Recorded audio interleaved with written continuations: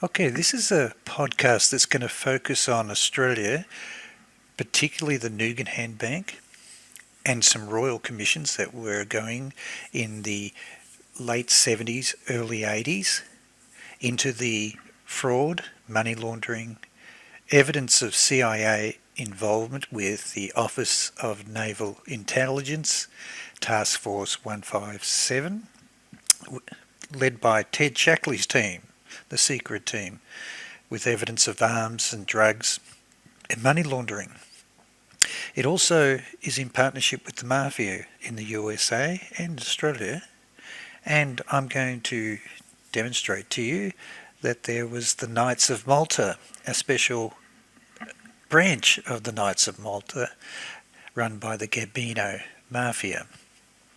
On the centre here we've got the Nugan Bank shipping arms and drugs. It was using Australia as a base to bring drugs into the USA and other countries rather than bringing it from the Golden Triangle into the USA. They're bringing it into Australia and then shipping it to the USA, and vice versa, sending arms across to Australia and then sending it on to other countries that CIA is using for cover. It involves CIA, Office of Naval Intelligence, Task Force 157, a company called Hamilton in Australia for oil exploration and arms, and really it's a front for the Mafia and CIA black operations and drugs and arms being shipped through Australia. A company called Southern Goldfields, Peter Briggs in Australia.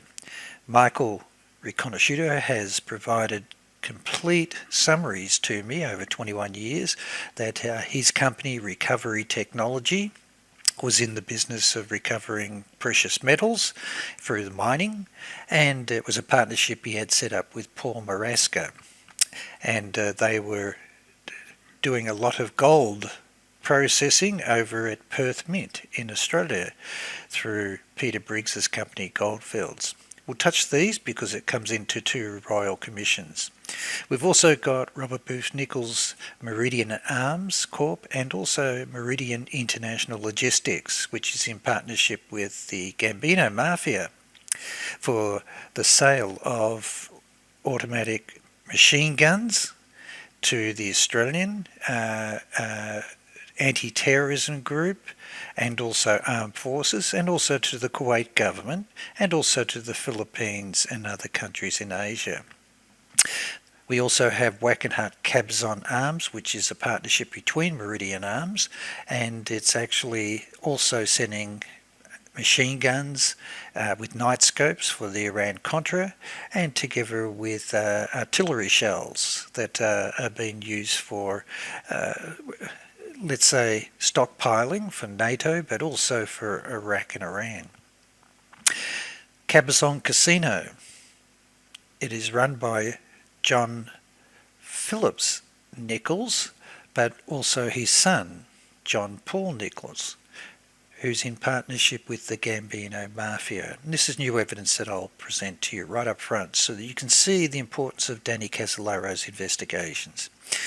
We've got the Gambino Mafia owning this particular casino, and also its operations are running with CIA, with Robert Booth Nichols, with Dr. John Nichols, and with Ted Shackley's team, secret team, and William Colby with the Nugan Bank across the states of Australia for exporting arms, importing and exporting drugs, and then money laundering through Nugan Bank. So let's begin the story. So my summary is that I've been investigating the evidence of PROMIS being sold to the Australian government. I worked for the company owned by Rupert Murdoch that did sell the PROMIS software to the Australian government. It was renamed the Lean software, which Michael Riconosciuto testified in court in 1990 had been done with CIA to sell it to the Australian government. I also have covered in my previous podcasts of my encryption companies and programs being destroyed that I'd set up with United Nations SEAL program and the Australian federal government by a bogus prince appear in Australia as part of CIA Operation Still Point, which is the entire money laundering operation through all banks worldwide using the PROMIS software. So I dedicate this podcast to the memory of Danny CASOLARO. Given his evidence, I've gone through all his research files relating to the Nugan Bank, the Costigan Royal Commission, evidence of drugs, arms being sold by CIA, the secret team, together with the Gambino Mafia. So, the chapters that Danny was going to do in his book was the dismissal of Gough Whitlam. I've covered that as a complete podcast. I'll only provide a summary for that. But let's focus now on the Nugan Bank, the activities of Wackenhut and Cabazon Arms and Cabazon Casino, the FIDCO Board, the Costigan Royal Commission. These are the ones I'll concentrate on today. So let's begin. Our story begins. Nugan Bank. It was being run by a number of retired senior US military personnel and intelligence personnel, and particularly former Rear Admiral Earl P. Yates as their bank president and the ex-CIA head William Colby as the legal counsel. It's 1980. It's been in operation since 1972 and 73. And Frank Nugan dies on the 27th of January 1980. He's found dead, shot by a .30 caliber rifle, and it's ruled a suicide. The questions remain, though, in regard to the lack of fingerprints on the weapon and the probability that the police who found Nugan had prior knowledge of his death. The suspicions dramatically increased when they found in the contents of his car the business card of William Colby. And to add further suspicion, Nugan's office had been ransacked and Michael Hand and Admiral Earl P. Yates had ordered important company files destroyed and hidden elsewhere. So, our story begins with Danny CASOLARO. He's investigating the Nugan Bank. He's been interviewing Michael, who's been in prison facing charges. His files are classified as executive level B1, B2 and B3 by presidential order, CIA sealed and NSA sealed. He claims that he was recruited by Wackenhut, William Casey, Earl Bryan to modify the Inslaw's PROMIS software so that it can be used for the CIA banking on the SWIFT network worldwide for moving and laundering drugs, arms and covert operations. 1 week before Danny dies, when I checked all of the records of his telephone accounts, he was speaking extensively to Alan Boyack. He's an attorney, former DEA undercover investigator. He believes that Danny was murdered and he was never interviewed by the police, FBI, US Department of Justice investigators into the death of Danny CASOLARO, given that he was speaking to Danny right up to the day that he left to go to Martinsburg. And what was special about attorney Alan Boyack? Well, he had interviewed Michael Riconosciuto and recorded as a transcript his interview, and this is what Michael Riconosciuto provided in his testimony back to Alan Boyack. He says Barry Smith, who's an associate of Robert Booth Nichols, had done some research on the interlocking directorates of the board members of Wackenhut, and I started to realise how deeply involved in the Nugan Bank the Wackenhut people were. He also says that Paul Maraska, his business associate, they were very close to Michael Hand, former president of Nugan Hand Bank of Australia. He says now he's on the run in Canada. That's Michael Hand. And Michael says that he had a complete set of all the records of Nugan Hand Bank that had not been destroyed. He said Paul Maraska's held the secret covert international account numbers for Nugan Hand Bank for CIA operative Michael Hand. He also states that Paul Maraska worked at the Cabazon Casino and also owned a company called Recovery Technology Inc. with him, with Michael Riconosciuto. And so, the summary is, of the many unsolved crimes, 2 unusual cases remain that John Gotti may have had information regarding: the 1991 murder of Joey Naples in Youngstown, Ohio, and the 1983 murder in San Francisco of the Gambino money launderer Paul Maraska. So here begins the background that Danny had, and his interest in Michael Hand, and his interest in going to the Cabazon to meet with Sam Cross, the Chief of Police, to investigate the murder of Paul Maraska, and his activities for money laundering for the CIA, Nugan Hand Bank, and the Gambino Mafia. So we now have Michael's recovery company with Paul Maraska's was processing gold from Utah being processed in Australia with Southern Goldfields through the Perth Mint in significant quantities.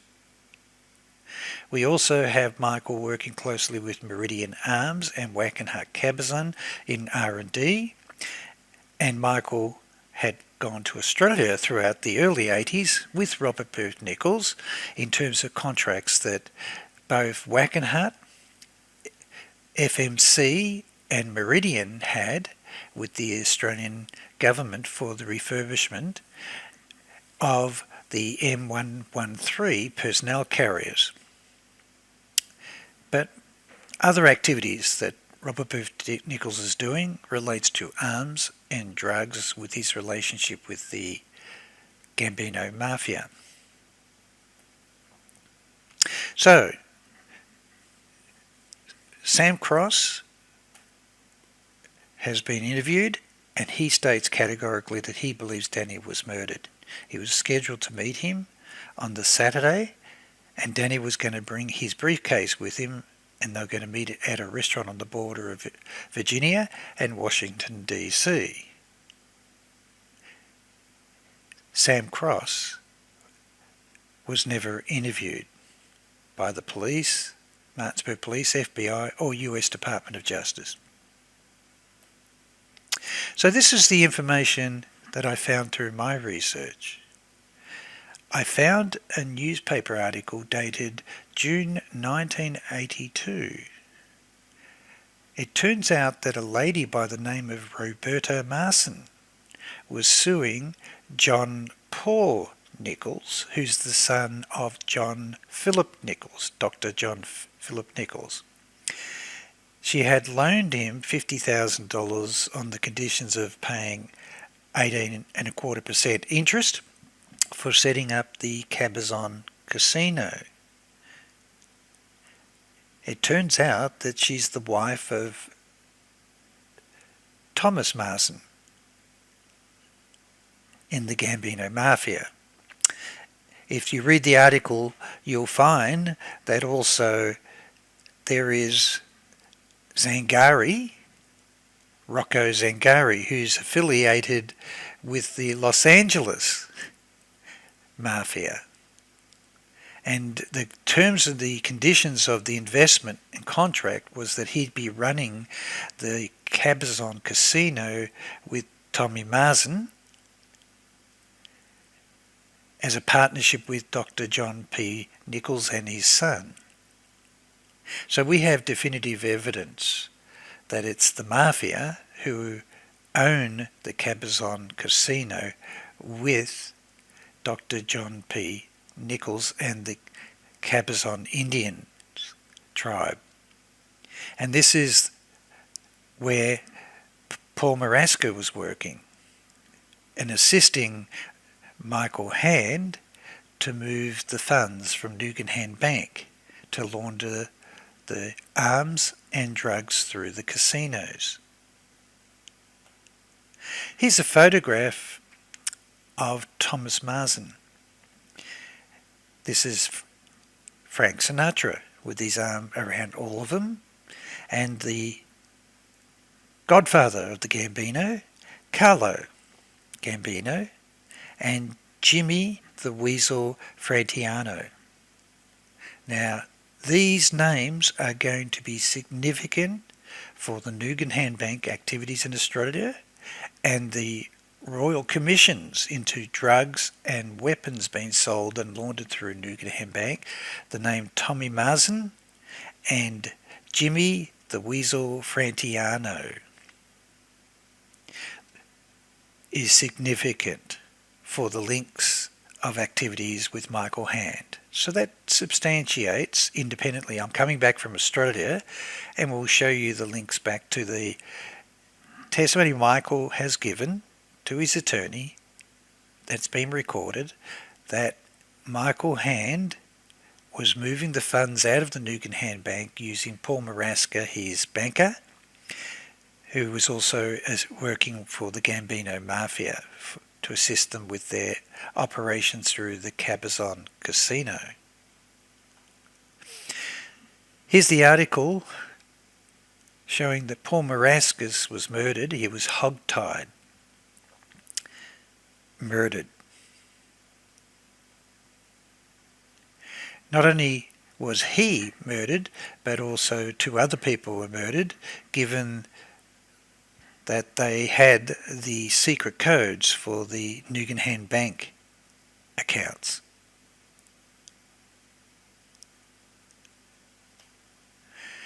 Again, an unsolved murder of Paul Maraska, who was working with the Cabazon Casino that was owned and managed by Dr. John Philip Nichols and his son John Paul Nichols, who have a loan from Tommy Marsden and his wife, the Gambino, to operate it.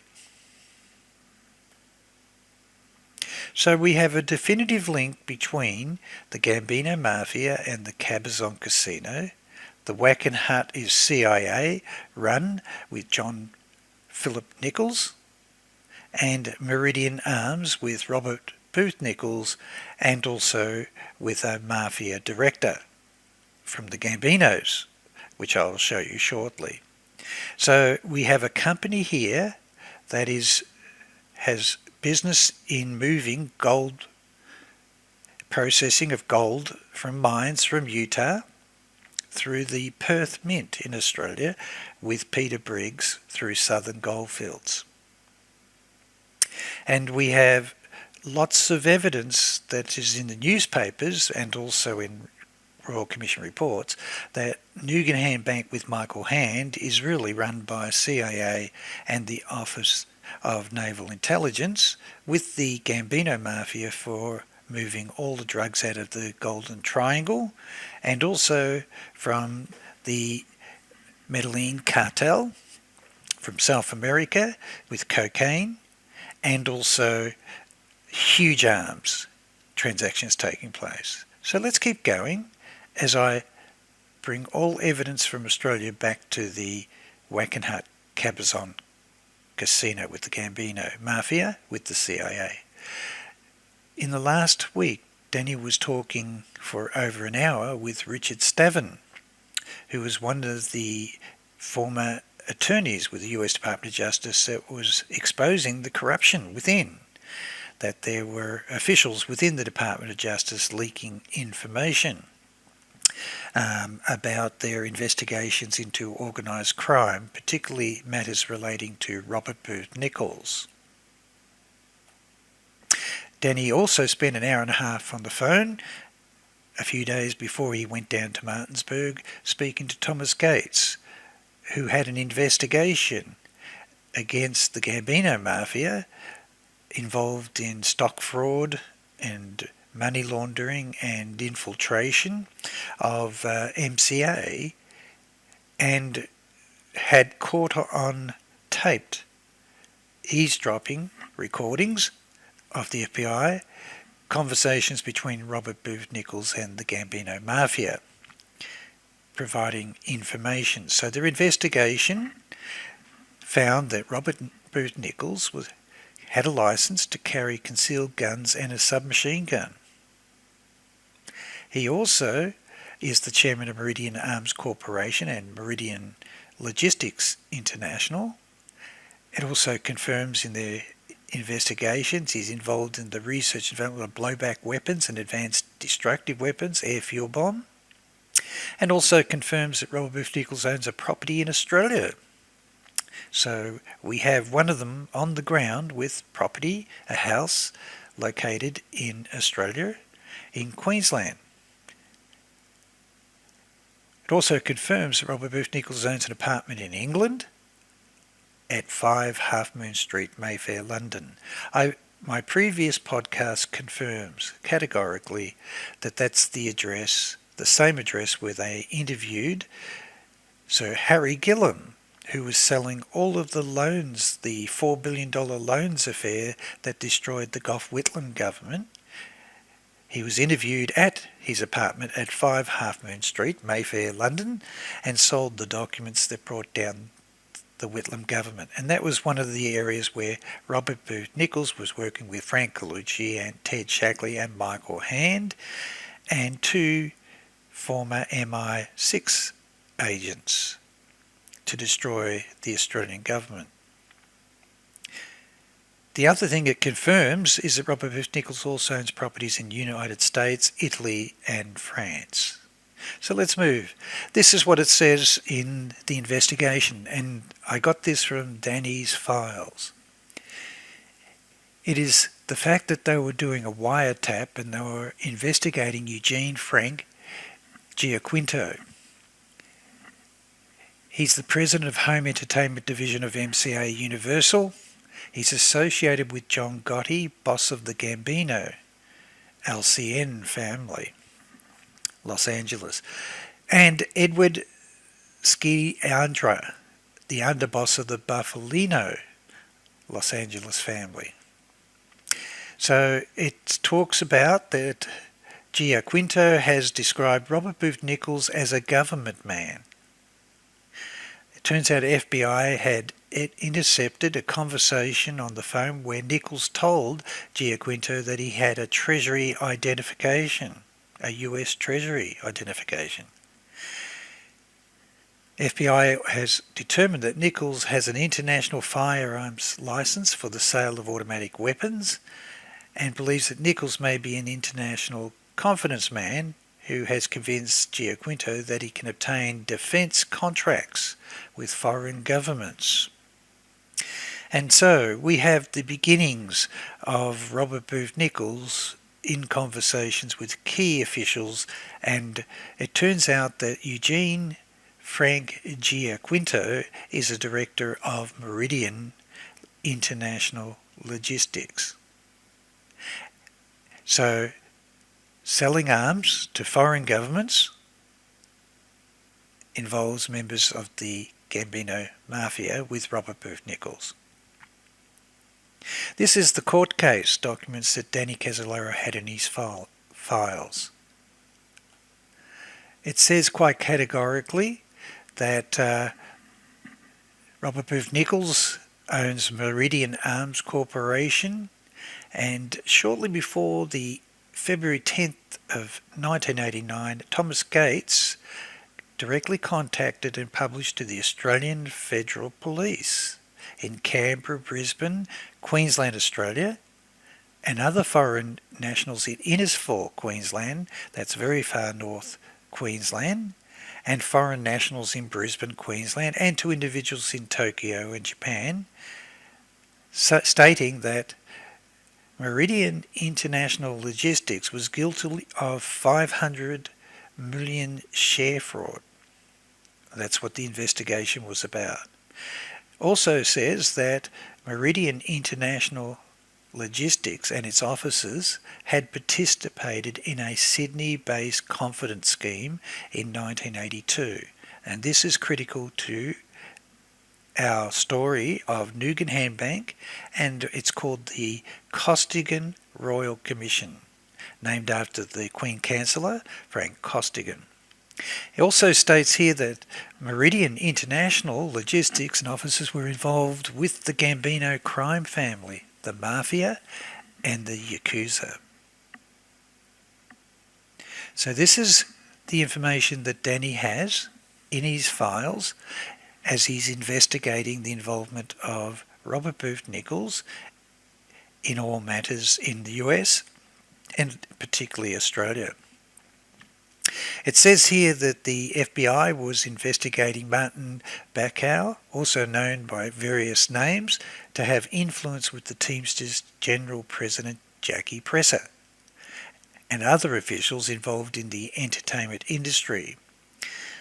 They're doing an investigation to see if Bacow is threatening strikes or causing strikes to extort money of value from movie and television production companies. Hence their investigation into the penetration of MCA by the Mafia. It also states here that they're investigating whether Angelo Comito is offering Bacow a kickback. And it says Bacow using his influence with Teamsters to guarantee selection of benefit plans represented by Comito.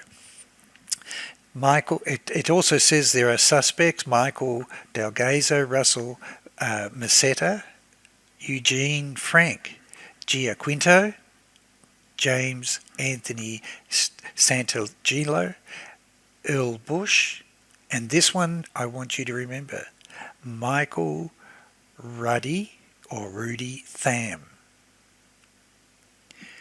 So we have Tommy Marsden,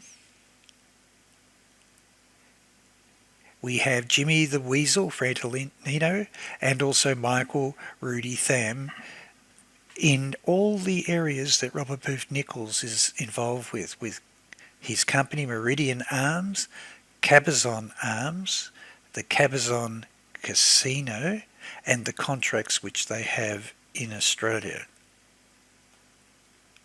So without going much more, it's talking about the agents were investigating whether Martin Bacow, Eugene Giaquinto, Robert Nichols and others were obstructing the due administration of justice and conspiring to do so. They were also investigating that there seemed to be a source of confidential information relating to pending federal grand jury investigations and a federal indictment awaiting trial were being disseminated to Bacow and also Giaquinto. Hence, Robert Booth Nichols is the likely source with his access to US Treasury and US Department of Justice officials.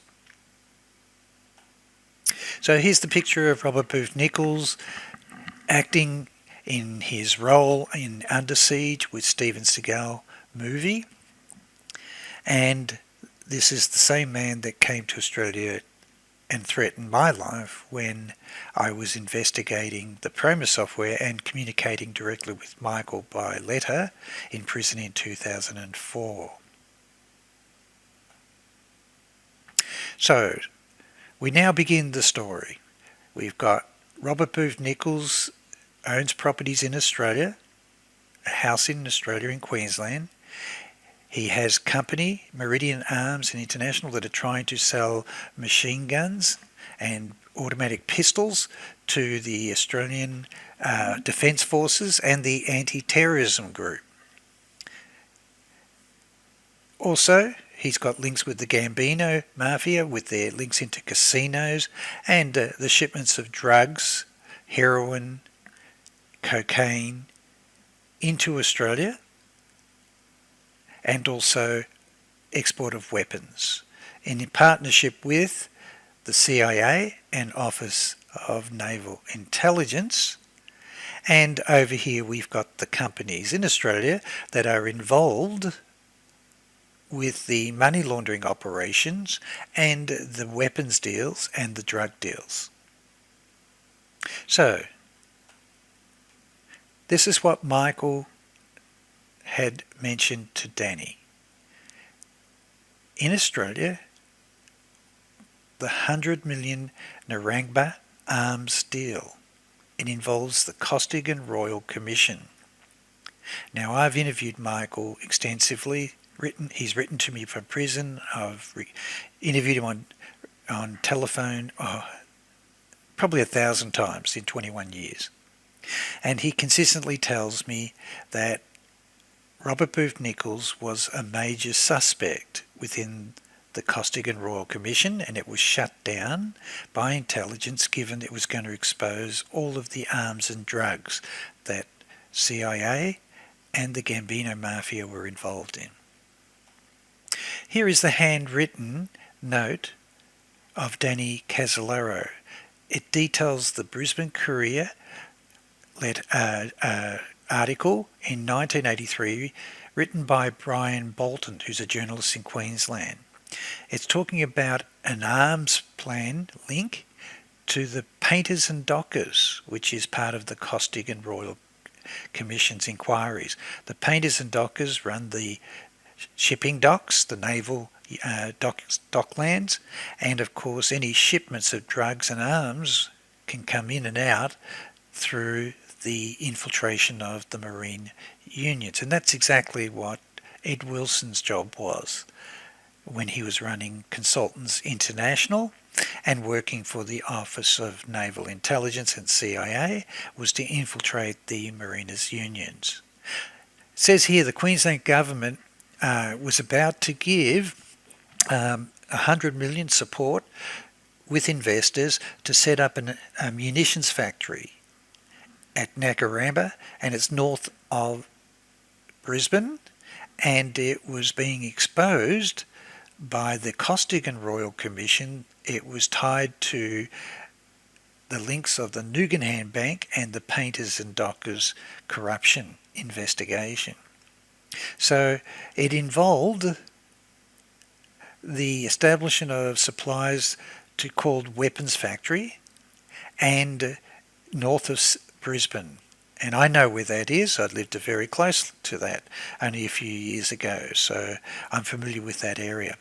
Clearly it's stating Mr. Costigan documents disclose up to 100 million, and on the phone obviously Michael's telling me it's Nagaramba or Naramba, and Danny's trying to write down, but it is called Narangba. Okay, it's actually just Narangba. Armament project, and it involves the US funds, Southeast Asia and Australia, and particularly the Nugan Bank and drug money and Gambino Mafia money in corruption of drugs and arms. This is the handwritten note that Danny has written down of key names that he wants to investigate: Ted Shackley, Ray Klein, George Bush, Howard Hunt, George Pender, Frank Colucci, Richard Helms, and of course John Nichols and Earl Bryan. It's quite amazing little list there, but it's everyone that's involved with the PROMIS software, Iran-Contra, and also the Nugan Bank.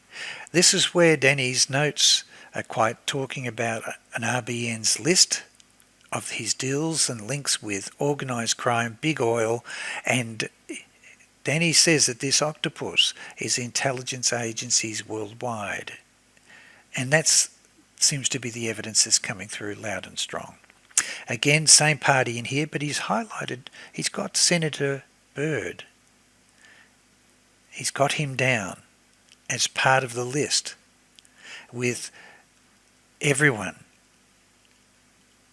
involved with the CIA secret team. He has Senator Byrd down in the list. And I thought that was very interesting, given that he was going down to Martinsburg to meet with someone that worked in Senator Byrd's office, which could possibly be Barbara Wiedenix, the wife of Peter Wiedenix, or the former fiancée of Joseph Queller, where she worked for him, and she was on the banking advisory committee. Again, coming through here, Stanley Sporkin. It's interesting. George Pender. But I like these arrows here. There's Senator Byrd again, Prescott Bush, the older brother of George Bush, with a link straight to Ray Klein.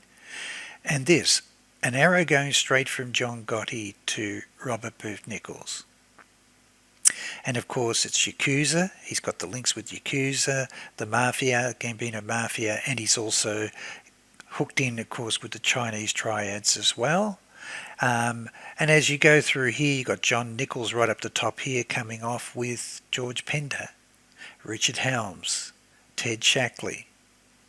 So it's the secret team, and he's investigating. Here's the handwritten notes that he's got. Weapons factory north of Brisbane, Narangba, painters and dockers. He even identifies our minister, his name was Vic Sullivan. He was the Deputy Premier in Queensland at the time, and he was responsible Minister for Industry and Commerce, was going to be responsible for this funding request for a $100 million plant to be established, a weapons plant, manufacturing plant being established at Narangba. And again, it says here that Robert's going to bring assault rifles with him, submachine guns, machine pistols, armoured personnel carriers, military helicopters is what Robert Booth Nichols is bringing to the party. They're actually Cobra helicopters. And also SLR, a new weapon. RBM wants to test it. It's going to test it there in Australia. It's being offered to international governments and anti-terrorist group within Australia. So it's pretty definitive that Danny is investigating the links of Robert Booth Nichols in Australia, whilst he's investigating the evidence of Nugan Bank. This name's very important.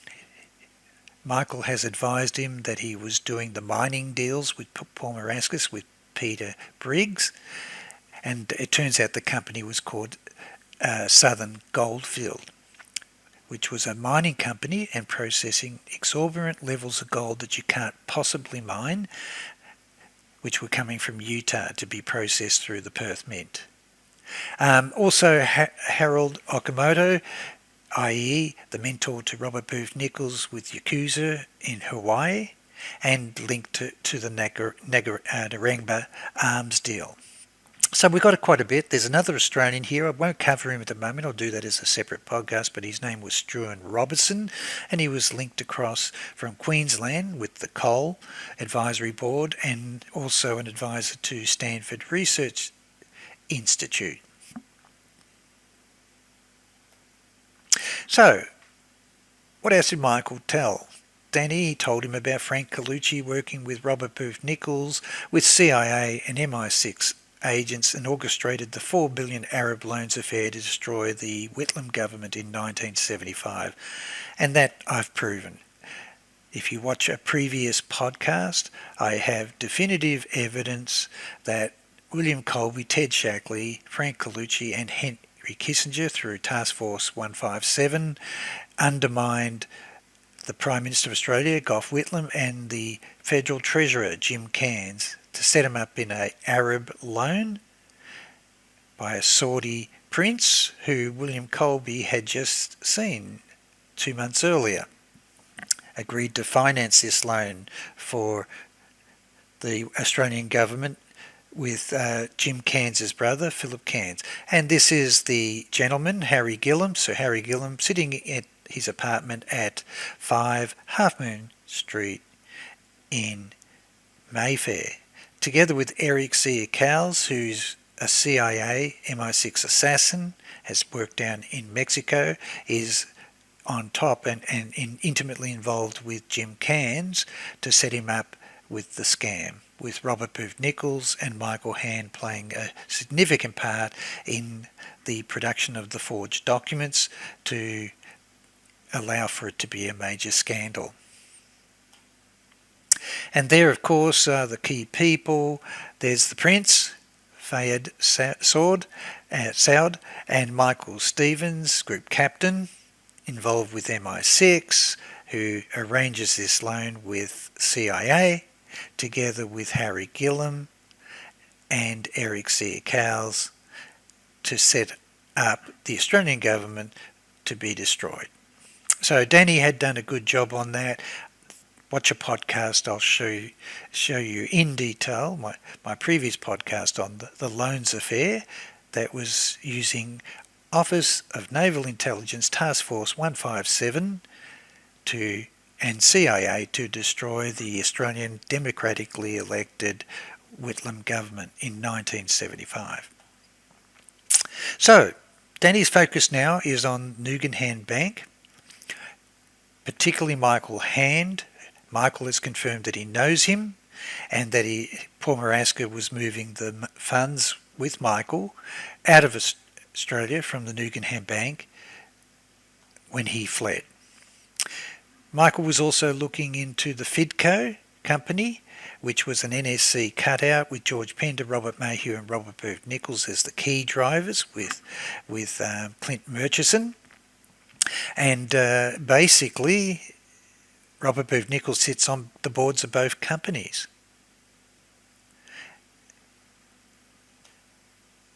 There's the registration of the company. The founders, George Pender, Robert Mayhew, personally worked for Howard Hughes. So this is going back to the beginning of when Howard Hughes had financed Richard Nixon to set up a private assassination team, and these George Pender and Robert Mayhew and Clint Murchison, William Pender, are all linked in with Mafia CIA, with Robert Booth Nichols on the board, and Michael McManus Jr. is their attorney, and then becomes the private attorney for President Reagan. The details were covered in previous podcasts, but remember the name Robert Mayhew and Robert Booth Nichols, and particularly the next bits that take place with the Nugan Hand Bank, as you will see. So, we now have Danny is focusing on Cabazon Arms. He's interested in Meridian Arms. He knows that the Gambino Mafia are across all these. He knows John P. Nichols is former CIA, and also his casino is financed by the Gambino Mafia. He knows that Michael Riconosciuto's business partner and banker has been murdered, and he was moving the funds out for Michael Hand from the Nugan Hand Bank. So let's now go to Australia.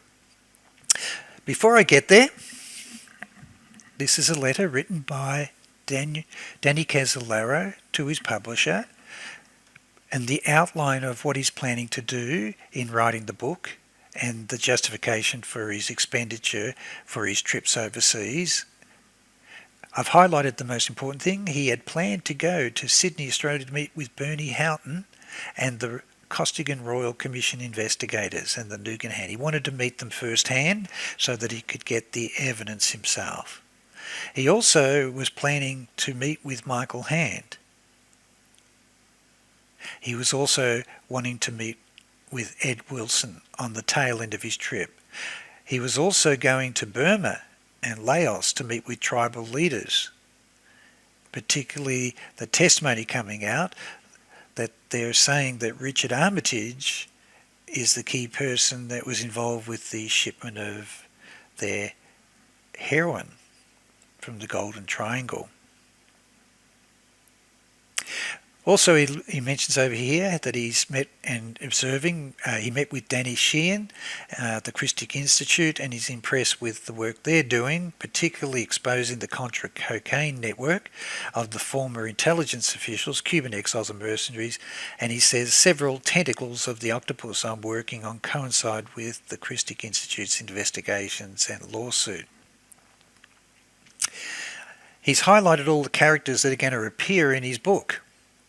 All the ones from the secret team: Eric C. Cowles, Michael Riccone, Paul Maraska, Fred Alvarez, the two people who've been murdered at the Cabazon, who have been opposing the skimming and corruption of the funds by the Mafia, the murder of Mary Quick, who was a friend of Paul Maraskis, Earl Bryan, Senator Byrd he wants to include, and Danny Sheehan. Robert Vesco, Ed Wilson, Roy Furmark, who represented Adna Khashoggi and William Casey.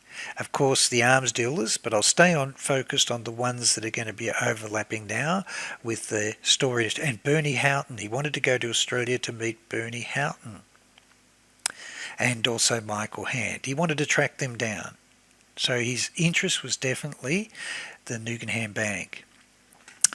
He was also going to meet again back with Chuck Hayes, and also meet again with Ben Menashe, Heinrich Rupp, Bill Kirkpatrick, and visit the Cabazon.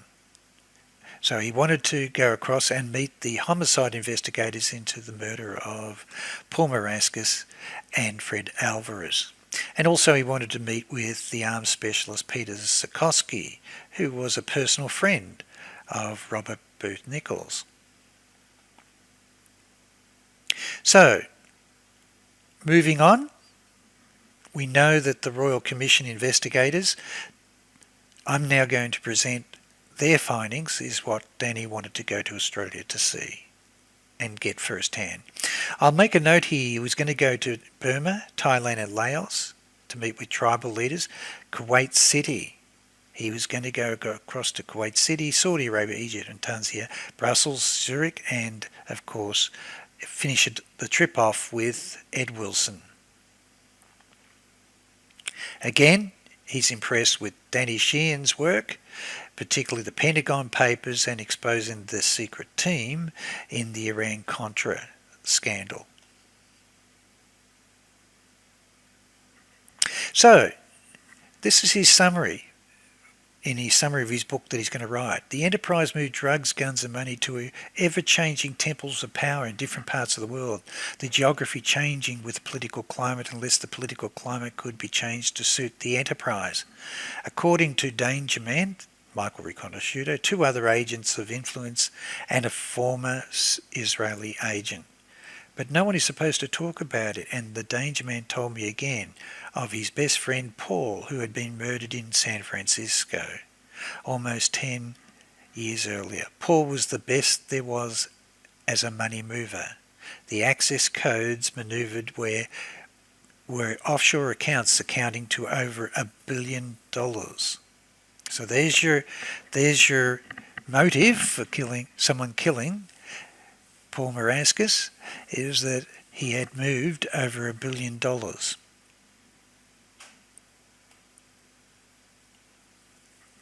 He also talks about the fact that Michael is a genius. His work with Dr. Arthur Shallow, and a comment, you don't forget a 16-year-old who shows up with his own argon laser. So there's no question. And the other things that are important, Danny had access to the documents in Michael's safe. He got those from Monty Alexander and also from Ray Levasse. And it was the documents and brochures for Carlos Cardone's cluster bombs, plus weapons and missiles, fuel explosive, and documents relating to Gerald Bull, and scientific experience with lasers, mysterious $1 billion, and the Nugan Bank.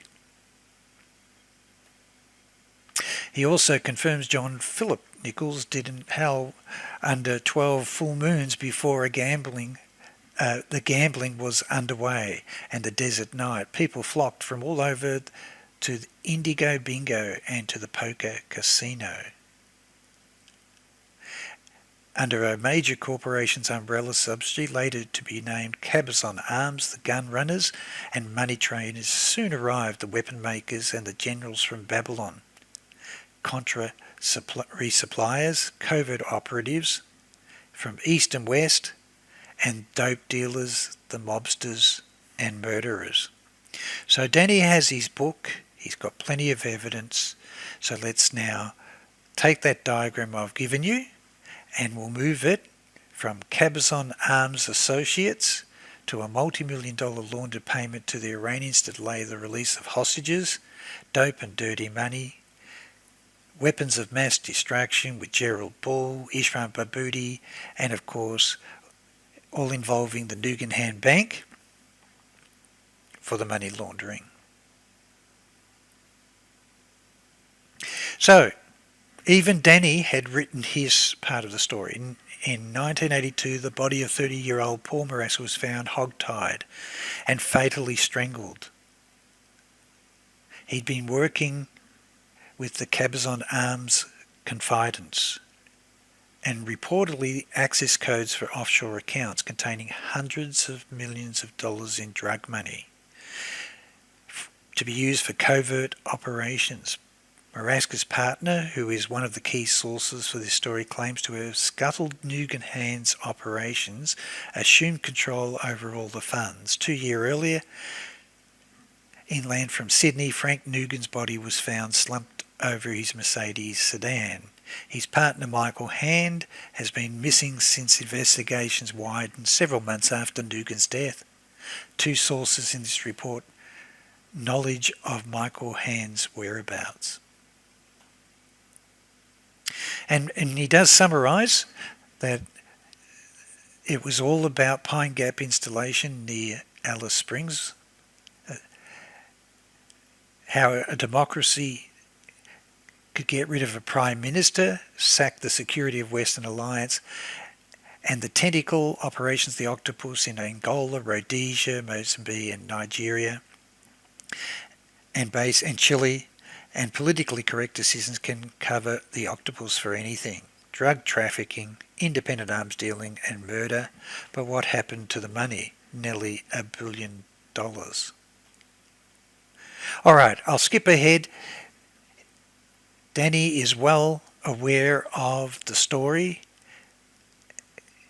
It's providing arms to both Iran and Iraq. The octopus plays the game. And now it's involved with the Contras and Nicaragua, Latin America, and the Golden Triangle. Drugs are just irresistible.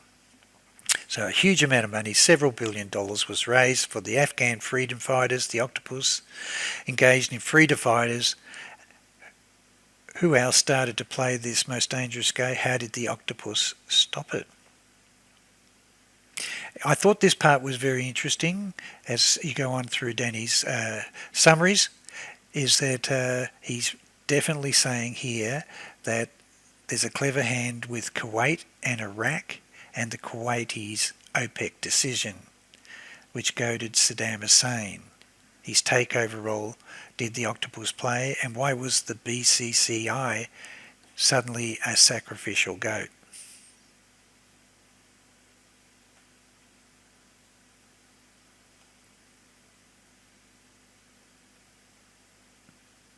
I make a note here that Danny was looking into Robert Vesco. That part's important, particularly with Ed Wilson and Barghouti. So let's start. We're now in Australia. This is what Danny wanted to get.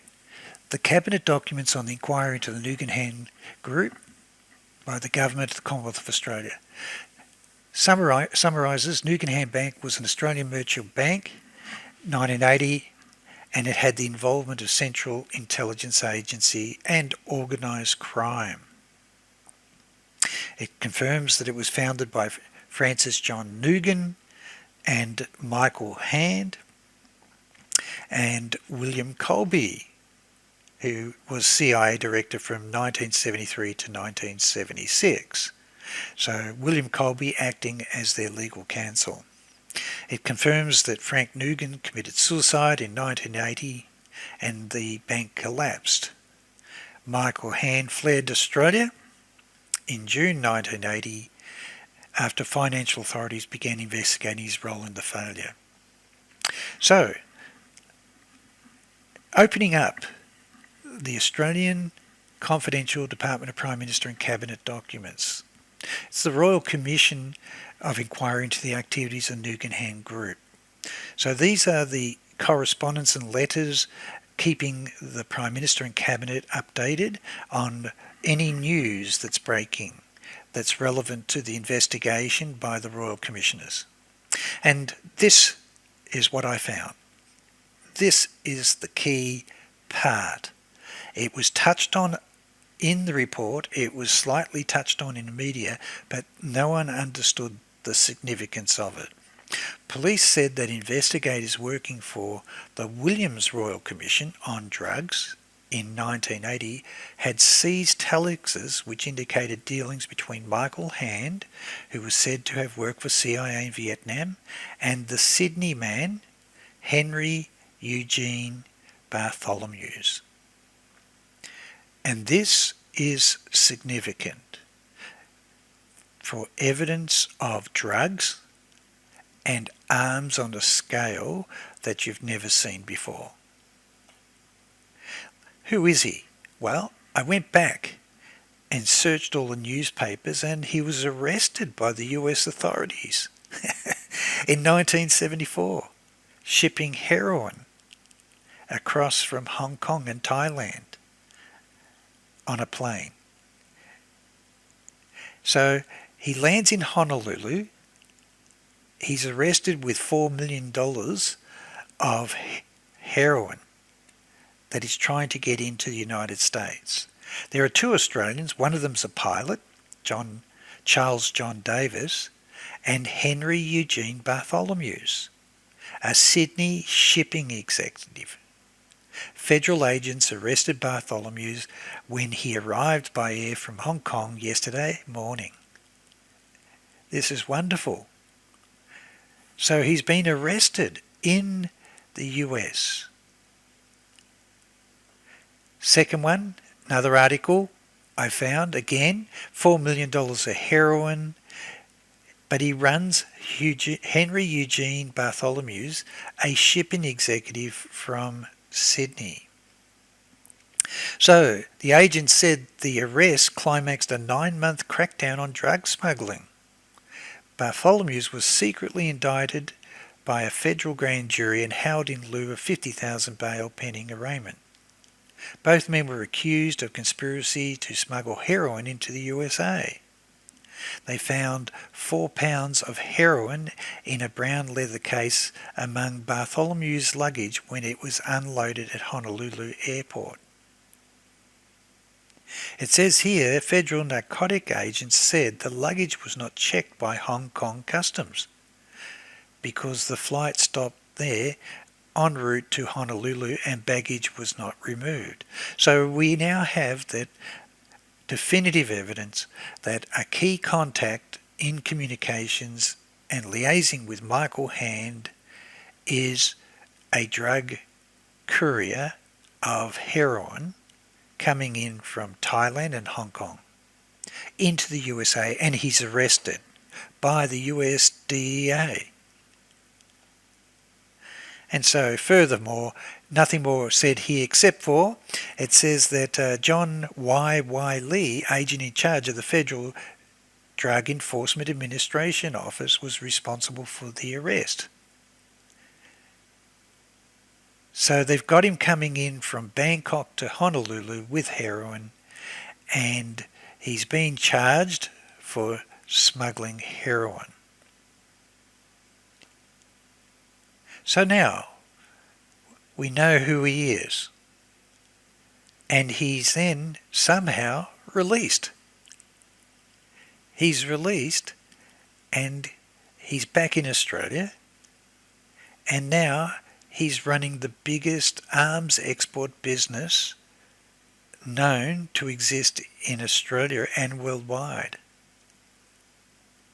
and his links to CIA and Nugan Hand with Michael Hand are being exposed. So let's have a look in detail here what this is about.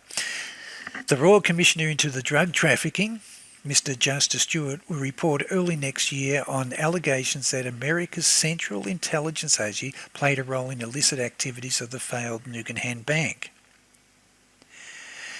Mr. Stewart has examined in Australia and America a document which linked former senior CIA agents with the group before its collapse. Australian police revealed yesterday that a Sydney arms dealer linked to the CIA has been exposed by an Italian investigating magistrate who's shutting down all the Mafia arms deals and drug deals ship trafficking going on in Italy, has caught this guy and confirmed that he's had dealings with the founder of the bank, Michael Hand. The Italian magistrate, Carlo Palermo, has claimed he has uncovered substantial evidence that Australia was a base for the CIA's trafficking in drugs and armaments, so both.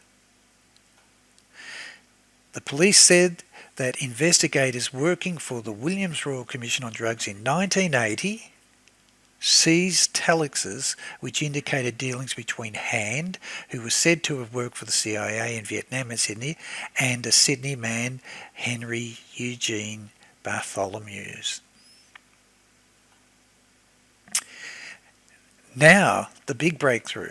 So you got the Nugan Hand Royal Commission and the investigation into drugs implicating involvement of CIA in drugs and arms, and then another investigation is kicked off called the Costigan Inquiry. And it's the Royal Commissioner, Mr. Frank Costigan, QC, has raised allegations that former CIA agent and convicted smuggler Ed Wilson had an association with an Australian pilot who had contact with the Nugan Hand Group and a Melbourne businessman believed to be an arms dealer. So here we go again. We've got now another link being opened up within another Royal Commission which is looking into corruption, drugs and arms involving the Painters and Dockers Union in Australia. Links with Nugan Hand Bank and CIA. And it says, in parts of his report previously unpublished, Mr. Costigan uncovered considerable evidence of arms dealing linked to Melbourne businessman and material which pointed to the involvement of the Nugan Hand Bank. So we've got two separate Royal Commissions, one specific for the Nugan Hand Bank and another one on the Painters and Dockers that Michael has tipped off Danny CASOLARO to investigate, is linked to Michael Hand, Nugan Hand Bank, CIA, major drugs, major arms. It is believed that Mr. Costigan in these reports said that Australia was being used increasingly as a staging post for the movement of illegal cargo on the international market. Mr. Costigan believes that cargo from Australia is subjected to less scrutiny at overseas ports.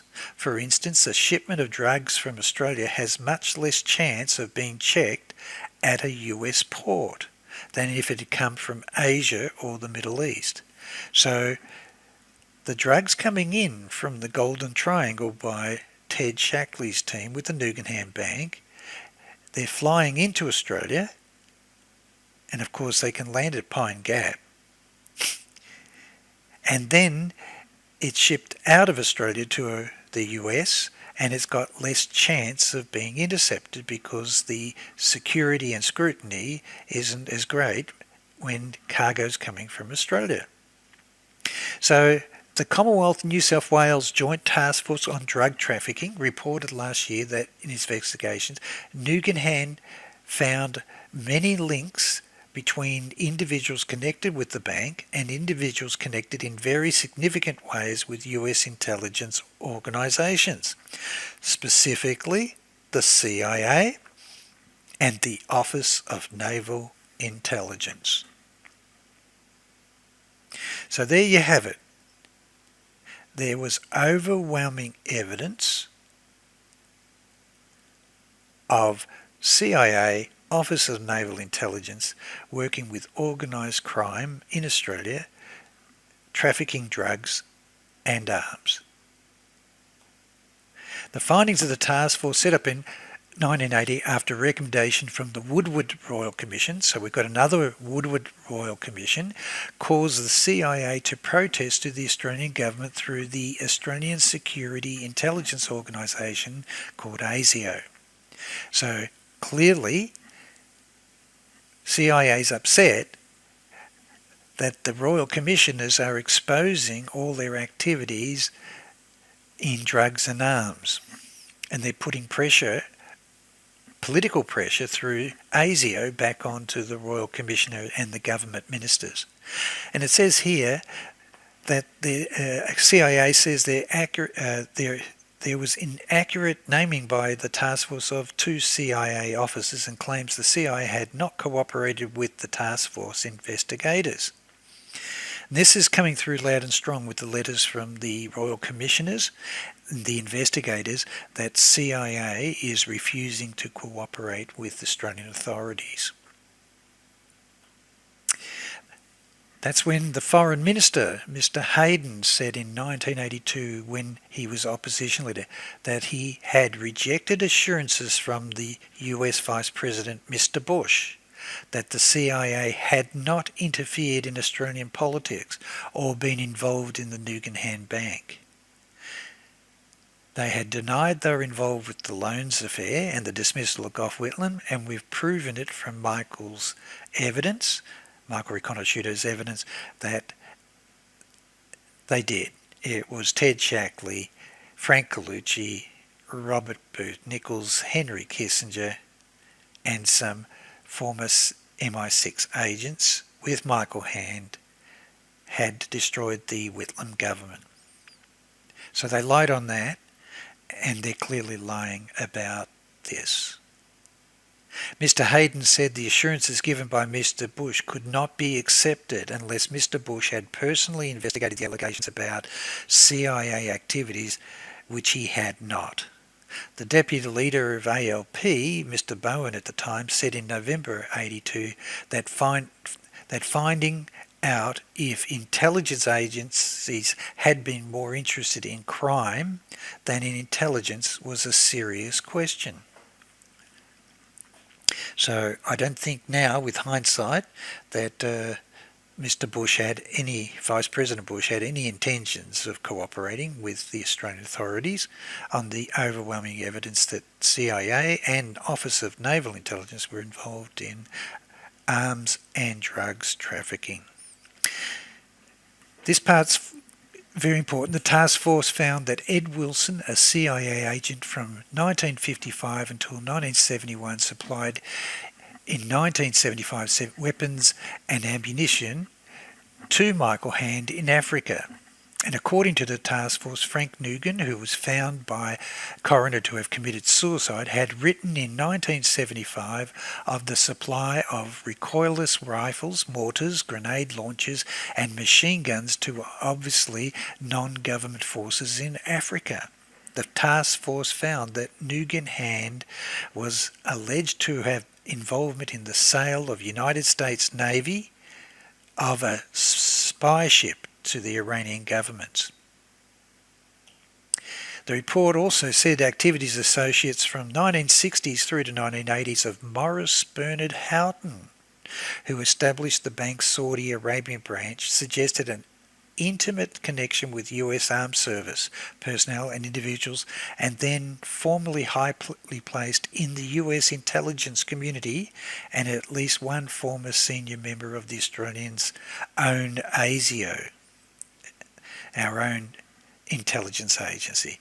The task force report gave a description of the relationship between the US Special Forces Green Beret of Mr. Michael Hand had been a member and the CIA. So now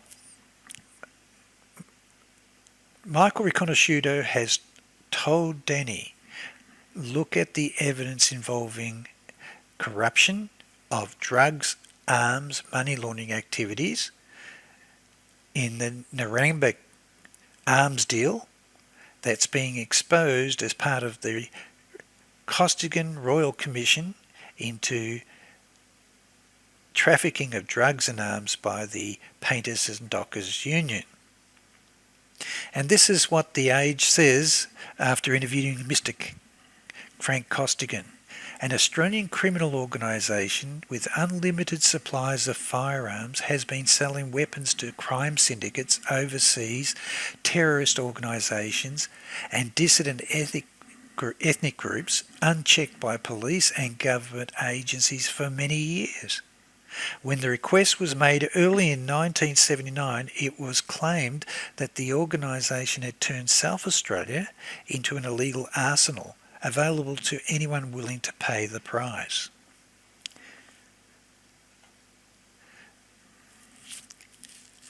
It now summarises from the reports of the Nugan report, but more important, an Italian judge is communicating now with Frank Costigan for the Costigan inquiry, overwhelming evidence that Michael Hand's key contact person, Henry Eugene Bartholomews, who was trafficking heroin in 1974, arrested by US authorities, released, is now back in Australia running the biggest CIA arms trafficking network worldwide. And this is what he says. According to the Paris newspaper, Le Matin, it was Bartholomews who inspired Bartel, and we'll go through Bartel, to become an international arms dealer with the offer in 1981 of 66 Cobra helicopters for him to sell. Now just pause for a minute, think back.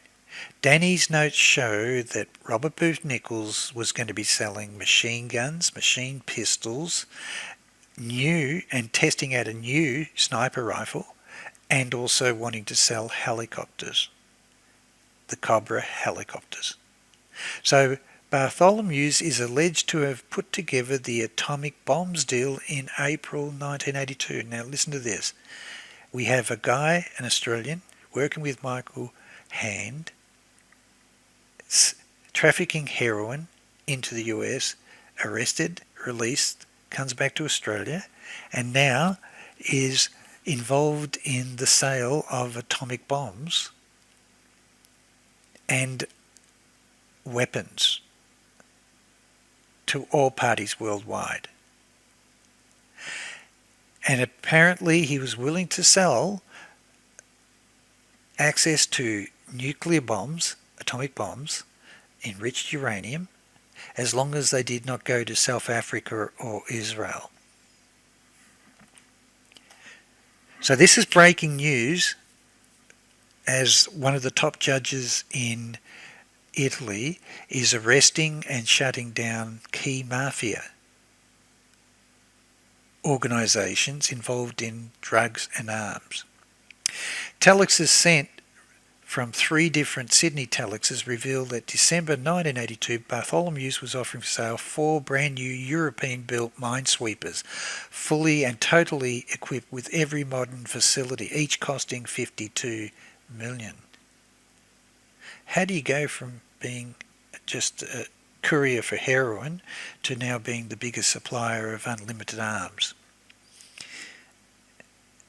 It just means that you're Michael Hand's man on the ground in Australia while he's fled Australia. It says here, Sydney police sources described Bartholomews as a not very good con man. A detective said, "I'm surprised that anybody would deal with him. We only remember him as a loser." Well, that's interesting from a policeman. But Bartholomews is in his 40s, was deported from the United States to Australia about 4 years ago. So this is really good. This is 82 and 84. So he's got out of prison. He was convicted in 1975 of having tried to smuggle 0.5 kilogram of 97% pure heroin from Thailand to Hawaii. It now says he's worked from Double Bay, Sydney apartment, set up with telex machine and offered to sell anything to dealers around the world. However, Judge Palermo discussed in the final pages of his introduction of his report the Western connection, referring to Patel and his group's role. He concluded that all intelligence services were involved in the armaments trafficking worldwide, in particular the CIA. He described the involvement of Patel and his associates as carrying out spying operations, counter-espionage, industrial espionage, and self-financing its operations through percentages on deals, political pressure, and financial speculation. And on page 111 of his report, his evidence has emerged suggesting links between traffic, drugs, arms, under investigation and illicit activities carried out by CIA from its base in Australia, where it is co-responsible for illegal traffic in both drugs and armaments. So these are official reports of our commissioners and cabinet. It's the information being provided directly to the Prime Minister and Cabinet of Australia. The judge writes that almost all the countries involved in the drugs and weapons network are connected to operative centres from Australia, which has one of the most important outlets authorised by CIA to countries at war: Argentina, Lebanon, Syria, Iraq, Iran, Poland, Saudi Arabia, India, Malaysia, and Philippines and Taiwan. Naturally, there will be links between the CIA and the NSA, etc., with English, German, Swiss, Italians, and others. So this is an independent report coming in from Italy, from one of their top judges, renowned for shutting down the Mafia, is clearly finding evidence that CIA is using Australia as its beachhead for exporting arms worldwide into other countries, including drugs. And finally, Judge Palermo's document indicated that many of the drug shipments were being paid for with delivery of military equipment. A key breakthrough came when he arrested a Syrian arms dealer, Henry Arsan, who was living in Milan and was responsible for both the sale of drugs to the Sicilian Mafia and the subsequent financing of the armament contracts. So this is further evidence that Ted Shackley's secret team, together with Robert Booth Nichols and the Nugan Hand Bank, are using the trafficking of drugs to finance these arms deals. Key part here, he says, is that Arson, according to the report, was an informer for the US Anti-Drug Agency. Don't you love it? The DEA. He's working as an undercover for the DEA and he's involved in the sale of drugs to the Sicilian Mafia. He died in jail last year. Coincidence? But Patel and Colonel Massimo Pugliese, a former senior CISMI officer, and this part's important. Michael Ledeen was working with CISMI. He was the interface with Gorbanafar, and he's the personal advisor to Ted Shackley and Alexander Haig. Also, it links with the CISMI officers and agencies that were linked with the P2 Lodge. The former head of CISMI, General Giuseppe Santovito, would also have faced trial had he not died recently. So it looks like all the key people are dying within days or weeks of these investigations. Arson is believed to have sold, among other things, 56 tons of Kalashnikov submachine guns and Tokarev pistols. So you've got an undercover DEA agent selling drugs and weapons, and on behalf of Eastern Bloc countries to South Yemen. So it's big. The information, the articles, the reports are clearly highlighting that Eugene, Henry, Bartholomew's, worked for Michael Hand was bringing heroin in and shipping arms. The biggest deal linked to CIA and Nugan Hand chief, police believe. So, in summary, the Royal Commissioner into Drug Trafficking, Mr. Justice, will report early next year on allegations that America's Central Intelligence Agency played a role in illicit activities of the failed Nugan Hand banking group. Mr. Justice Stewart has examined in Australia and America documentation which linked for former senior CIA agents with the group before the collapse in 1980. They have clearly identified that the Sydney arms dealer is linked to CIA by an Italian investigating magistrate, was believed to have had dealings with the founder of the bank, Michael Hand, who has disappeared. And so there are big articles there appearing in the newspapers, photographs, arms scandals left, right and centre, and clearly involving the Mafia bosses in Italy, and also sales of drugs and arms worldwide.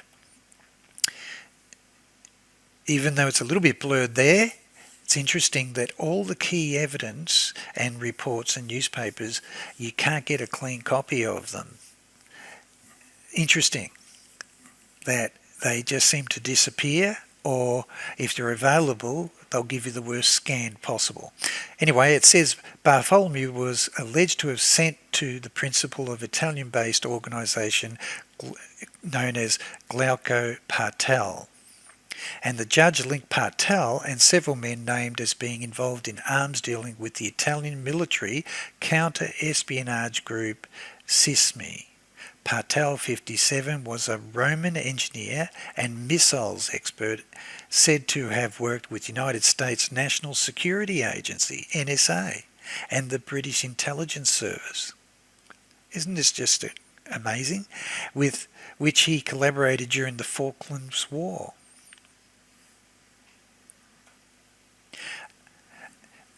Now the report goes on.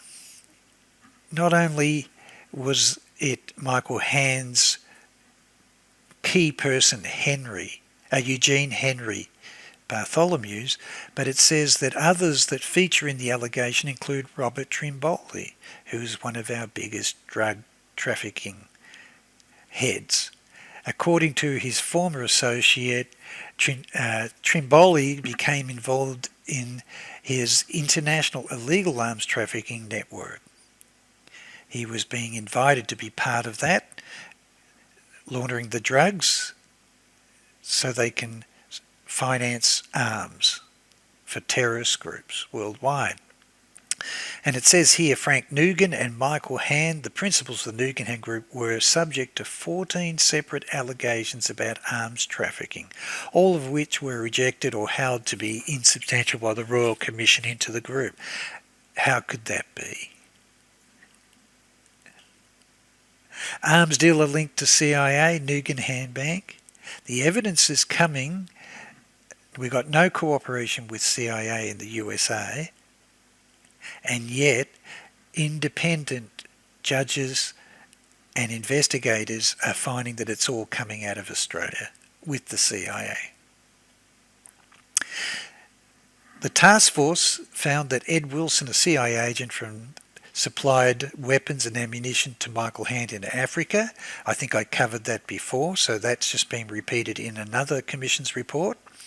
And selling a ship, and also Morris Bernard Houghton is a key person linked with setting up bank in Saudi Arabia branches for the US Armed Services, and also links with ASIO.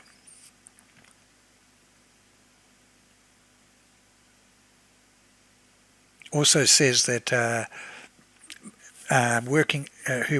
Michael, it says here, Michael Hand had been a member of CIA, working for CIA in Vietnam, was awarded America's second highest gallantry award. He left Australia on a false passport in June 1980. So, I ended up finding a report.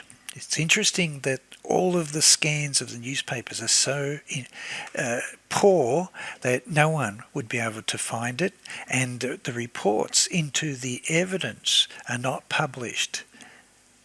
It's convenient, isn't it? But this I found. Another article, Christian Science Monitor London, 1985, by John K. Cooley. 10 more nations may have nuclear arms on the drawing board, if not in hand.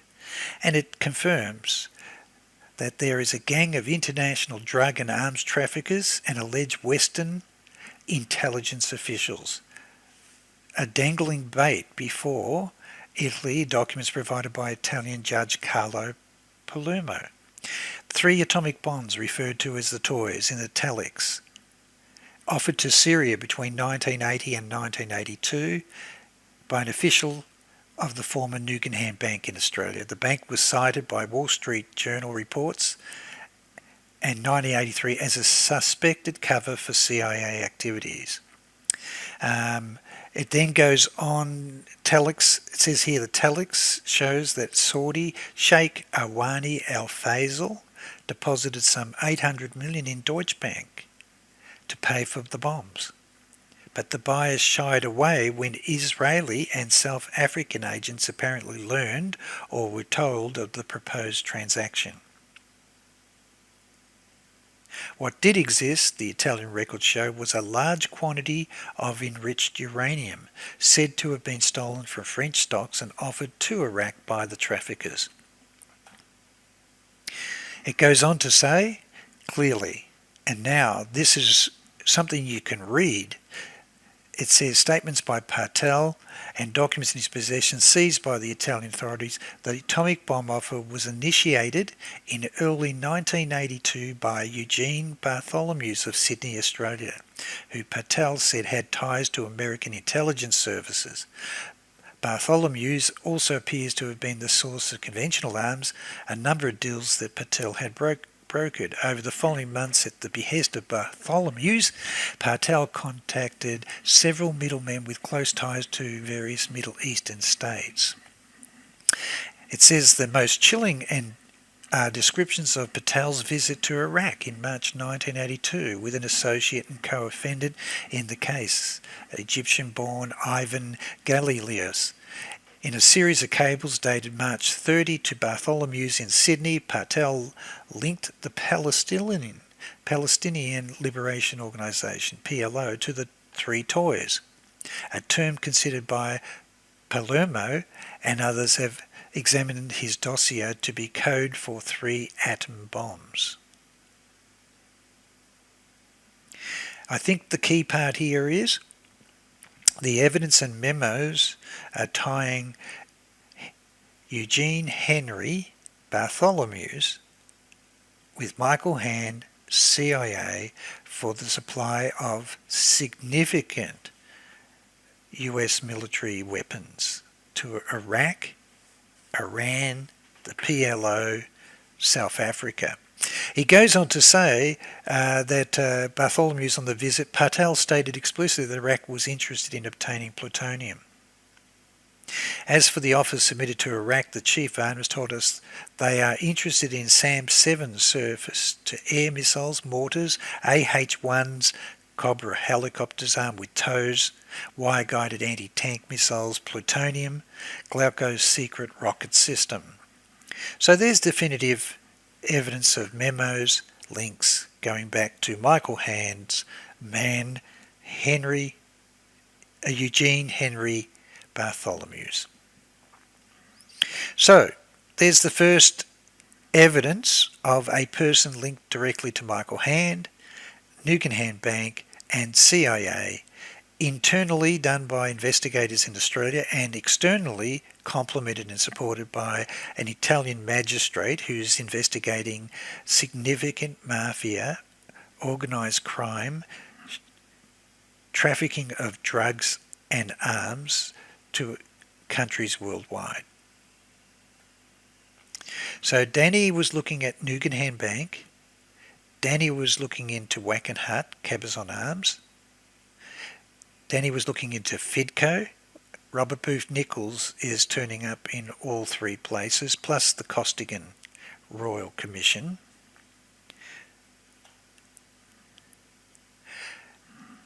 The Costigan inquiry then uncovered that there are organisations in Australia, corrupt groups, linked again with the Nugan Hand Bank, drugs and arms, were trying to sell arms to IRA, PLO, East Timorese Independence Movement, Fretland, Yugoslav Expatriate Organisation.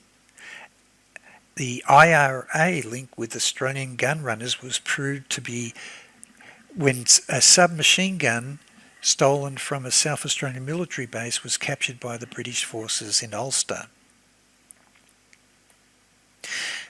So Costigan inquiry confirms the organisation, which operated by a number of legitimate fronts such as proprietors of licensed gun shops in Australia, has established a network of corrupt police, corrupt custom officers, corrupt military servicemen to allow easy import and exporting of weapons ranging from pistols to machine guns, anti-tank rifles and grenades.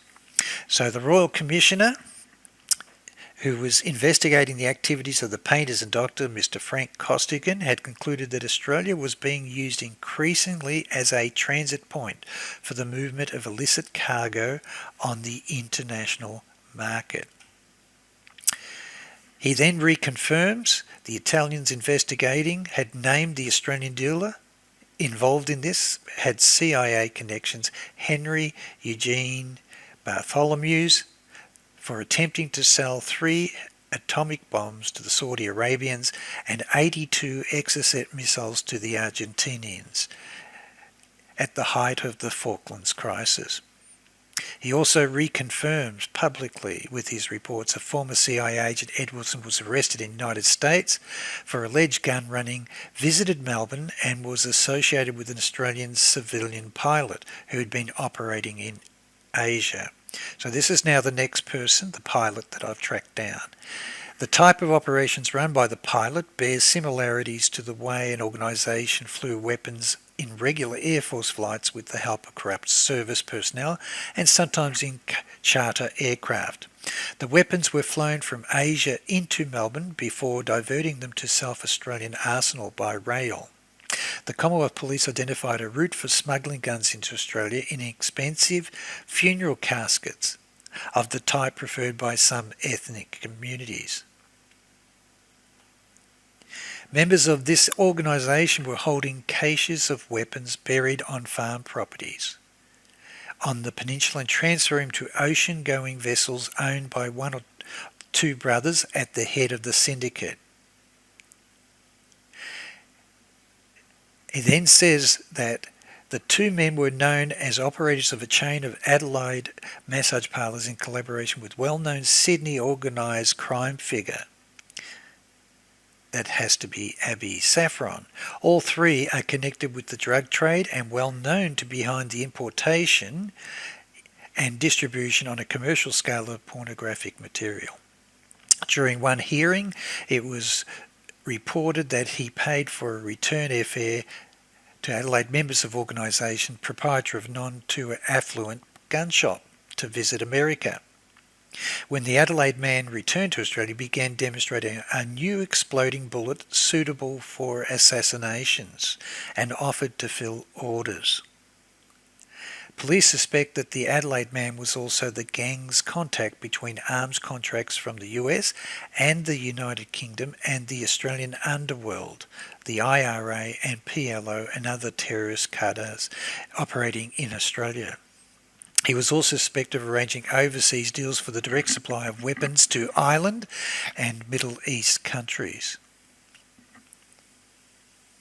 So, Michael has asked Danny to look at $100 million arms deals and setting up munitions factories, which is linked to the Costigan Royal Commission into the Painters and Dockers Union, that are involved in trafficking drugs and arms with CIA and Nugan Hand Bank.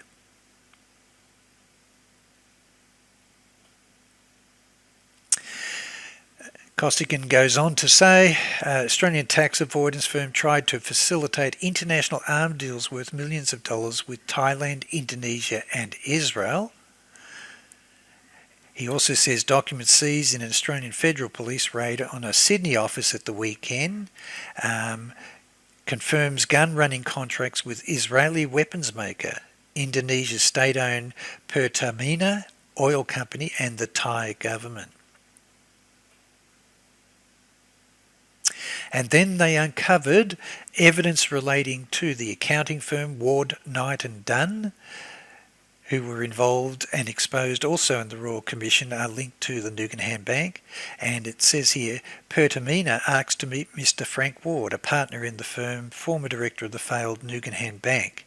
Mr. Ward and his partner, Mr. Keith Knight, sought money from a Singaporean or British source to finance a deal with an Israeli arms manufacturer to yield $750,000 profit.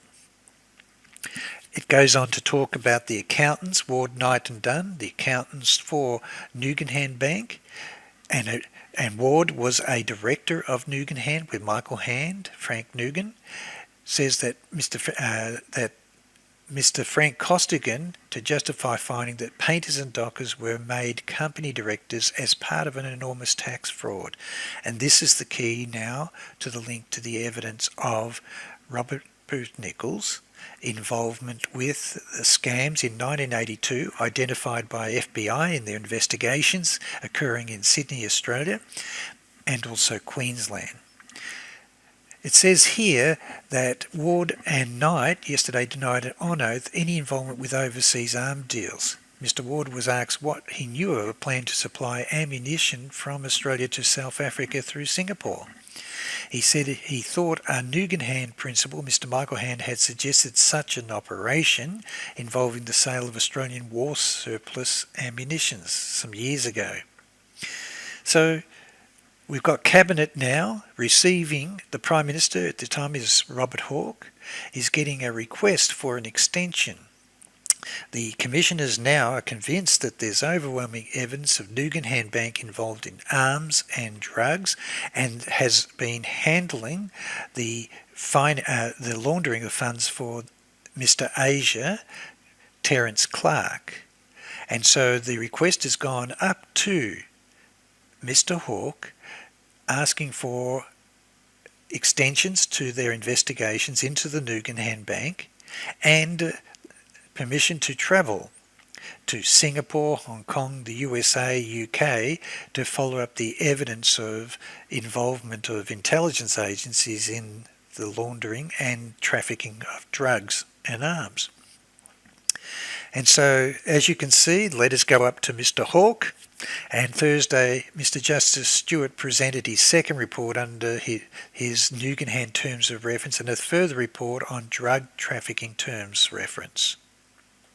So there's no doubt that the investigation and memos and documents that haven't been destroyed by Michael Hand is enough evidence that they are able to show that there is involvement directly of Nugan Hand Bank Group with the biggest drug baron of the time in Australia, known as Mr. Asia, who was Terence Clark.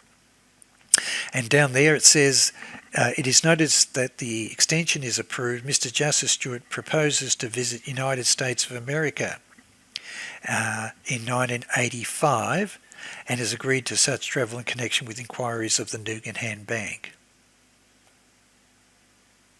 And so, as you can see, there are two royal commissions going, one into the Nugan Hand Bank, one into drugs, and the Royal Costin Inquiry, which is finding evidence of the associates of Nugan Hand Bank directly linked with Michael Hand, CIA, involved in drugs and major arms operations worldwide, are appearing almost on a weekly basis.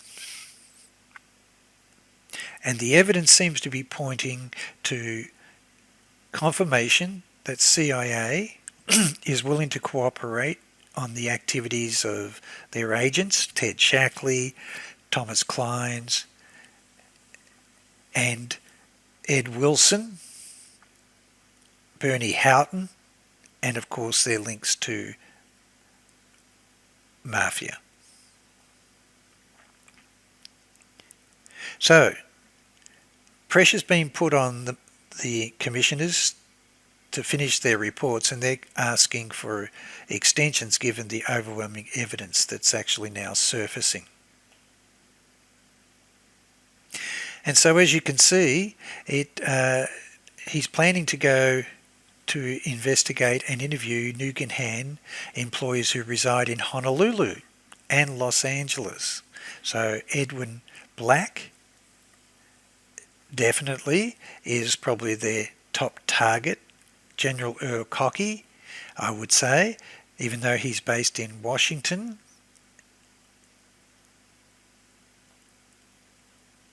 So, after looking through the evidence and information being provided to the Prime Minister of Australia and Cabinet, the evidence was overwhelming that there was a definitive link of drugs, heroin, and enormous arms trade and trafficking taking place by Henry Eugene Bartholomew, who was an associate of Michael Hand, involving the CIA.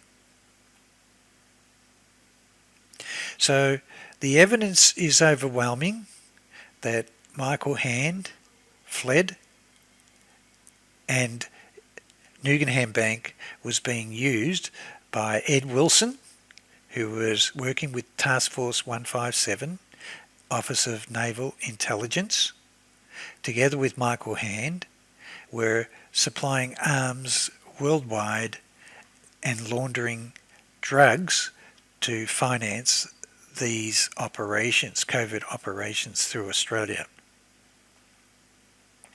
It started with Danny homing in on the evidence of Narangba arms deal, which was now being exposed, and it involves Robert Booth Nichols with helicopters, machine guns, machine pistols, and personnel carrier shipments going worldwide. So, I'd like to go back to the evidence that Danny had. There was evidence that Meridian International Logistics, the company that Robert Booth Nichols owns,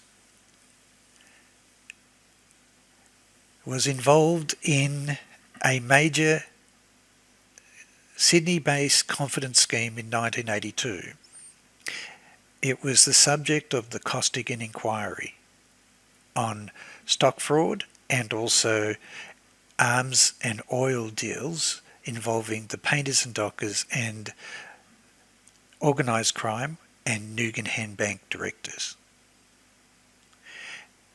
Confirms the link that he had with Gambino crime family and Yakuza, and that the Australian Federal Police had been tipped off, had been contacted by Thomas Gates. This is the legal dispute that's taking place between Meridian, who are trying to sue Thomas Gates. But this is the evidence that is substantiated and that Danny wanted to travel Australia to get. So let's now look at the Costigan Royal Commission evidence that now ties it all together direct to the Nugan Hand Bank for the money laundering of the arms and drugs with the Nugan Hand Bank. And the first thing I'm going to pull out is the key person that the Royal Commissioner, Frank Costigan, was homing in on, and his name was Donald Lockyer. The report states quite categorically that he is probably one of the leading tax evaders and that he was a director of over several hundred companies which were being used to launder drugs and arms with the Mafia and with CIA, with Nugan Hand Bank, but involving the Painters and Dockers Union representatives. He says in his report at the end there, Lockyer in these activities has used a variety of dummy directors and acted as a sub-promoter for Hamilton. And this is the company that Thomas Gates was talking about, would have been the stock fraud. It was floating on the stock market. It was going to be claiming to be involved with major oil contracts in Western Australia, and it was being financed by Robert Booth Nichols' links with the Mafia, together with drugs and arms deals done with CIA.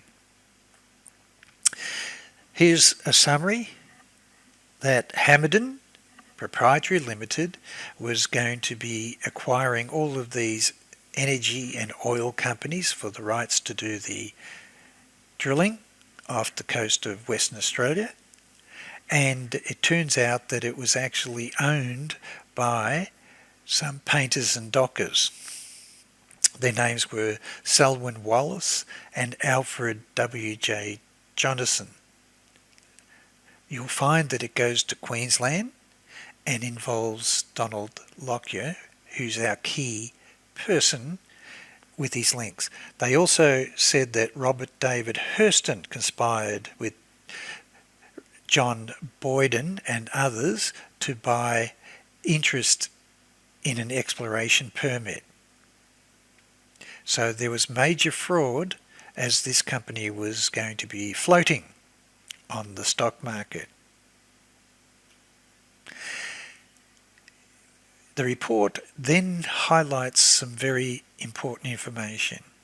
It says that his wife, Susie Lockyer, was living in California.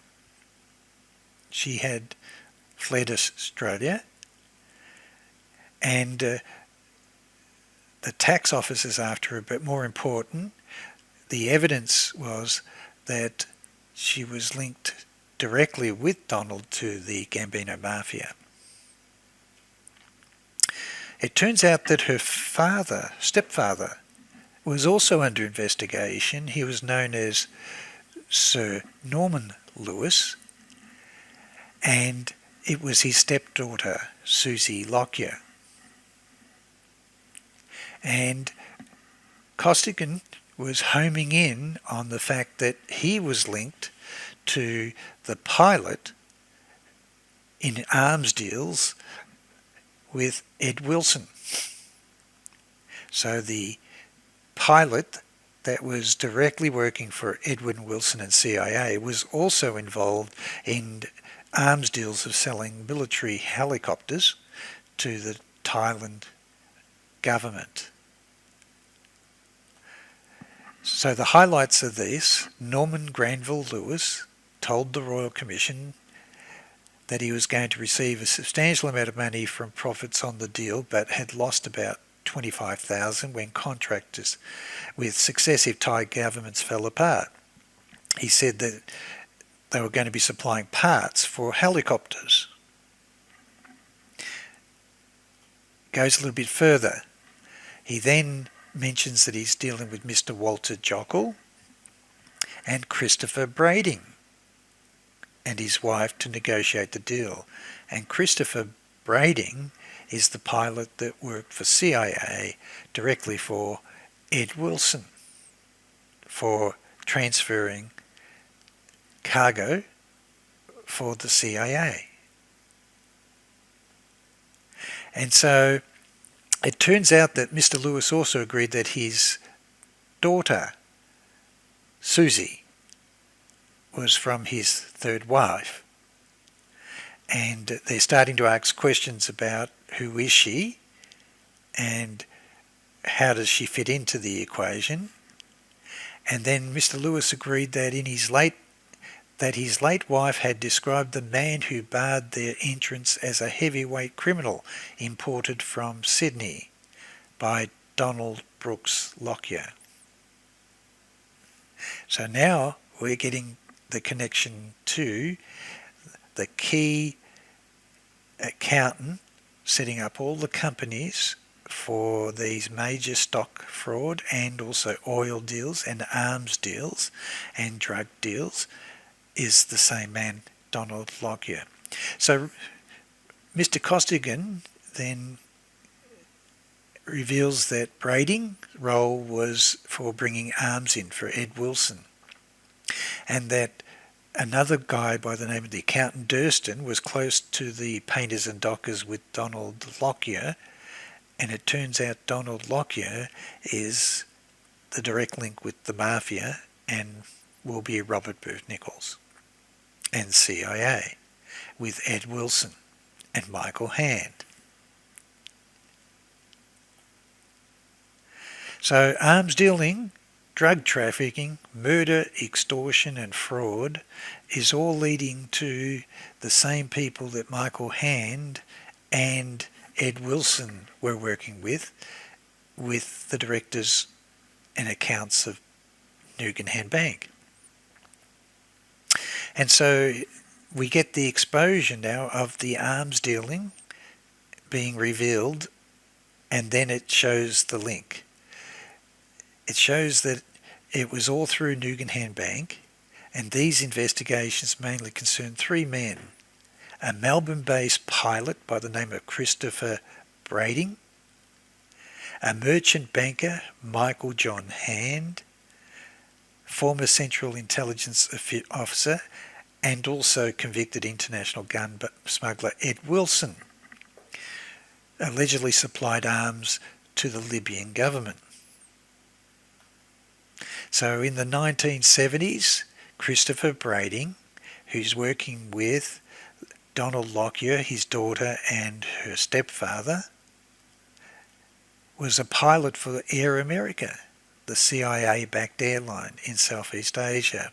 His role was apparently to ferry arms. Brading apparently developed a close friendship with Wilson while working in the region. It says here that the Australian Federal Police discovered a letter dated 26th of April 1979 in which Brading wrote to an Adelaide jeweller regarding our recent telephone discussions. We are happy to confirm the availability for ammunition. It then referred to possible supply of 50,000 rounds of 115mm ammunition to suit a Russian tanks. Isn't this amazing that it's all taking place in Australia? In May 1977, an extraordinary meeting of 4 officials from the Nugan Hand Bank and Ed Wilson, was held in Bangkok. In the course of the meeting, Wilson said he was involved in an arms deal with Saudi Arabia and wanted the Nugan Hand Bank to finance the deal. One of the officials at the meeting said in July 1977 that the deal, allegedly involving $200 million, had been completed. So we have evidence and witnesses of the bank testifying to the details and dates of the meetings that yes, Nugan Hand Bank was involved in arms. And then another example, one telex to Hand dated 7th of November 1978 said choppers for South Africa, and contacts with European munitions manufacturers offer such terms as aircraft frag bombs and ammo. And another one, the Nugan Hand Bank financial pages, company bids on Indonesia government tenders. There is sufficient material to suggest an association between Nugan Hand and arms trafficking. So there's your official statements coming back from the commissioners.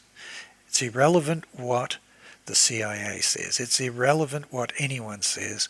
The commissioners and the investigators were convinced that there was irrefutable evidence that Nugan Hand Bank was involved with trafficking drugs and arms. And that's why Hand fled Australia on the 14th of June 1980. In an unrelated development, police also found a telex addressed to a Melbourne businessman from a New York-based arms dealer. The arms dealer said he had available 25,000 rounds for 155mm howitzers, 4,000 rounds 40mm Bofors, and 5,000 rounds of other ammunition.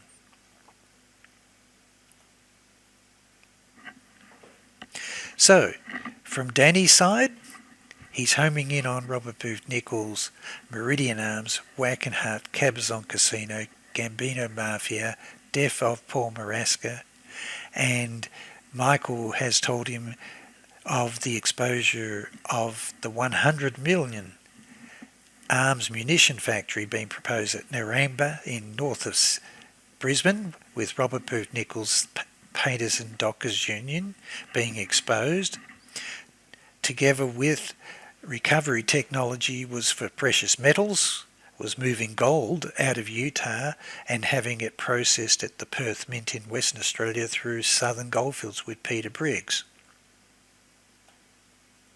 So, if I continue with the famous Donald Lockyer and his close links to the Painters and Dockers with Brian Raymond Durston. It says here that Mr. Lockyer, 55, is a classic case of how one person led the Australian police authorities on a merry dance. While an undischarged bankrupt, he controlled 1,000 companies throughout Australia, amassed a personal fortune, travelled the world at will, and held bank accounts stretching from Vanuatu to Honolulu to California to London to Nice to Hong Kong. And now, the gold. This was the article exposed by Bob Bottom, who's one of the journalists in Australia that was chasing the evidence of links with the Mafia in the matters with Nugan Bank and also corruption of organised crime groups in drugs and arms. And this is a painting of Lady Susie Lockyer, who now lives in the US. She adopted the title Lady after stepfather, Melbourne financier Norman Granville Lewis, joined the Knights of Malta.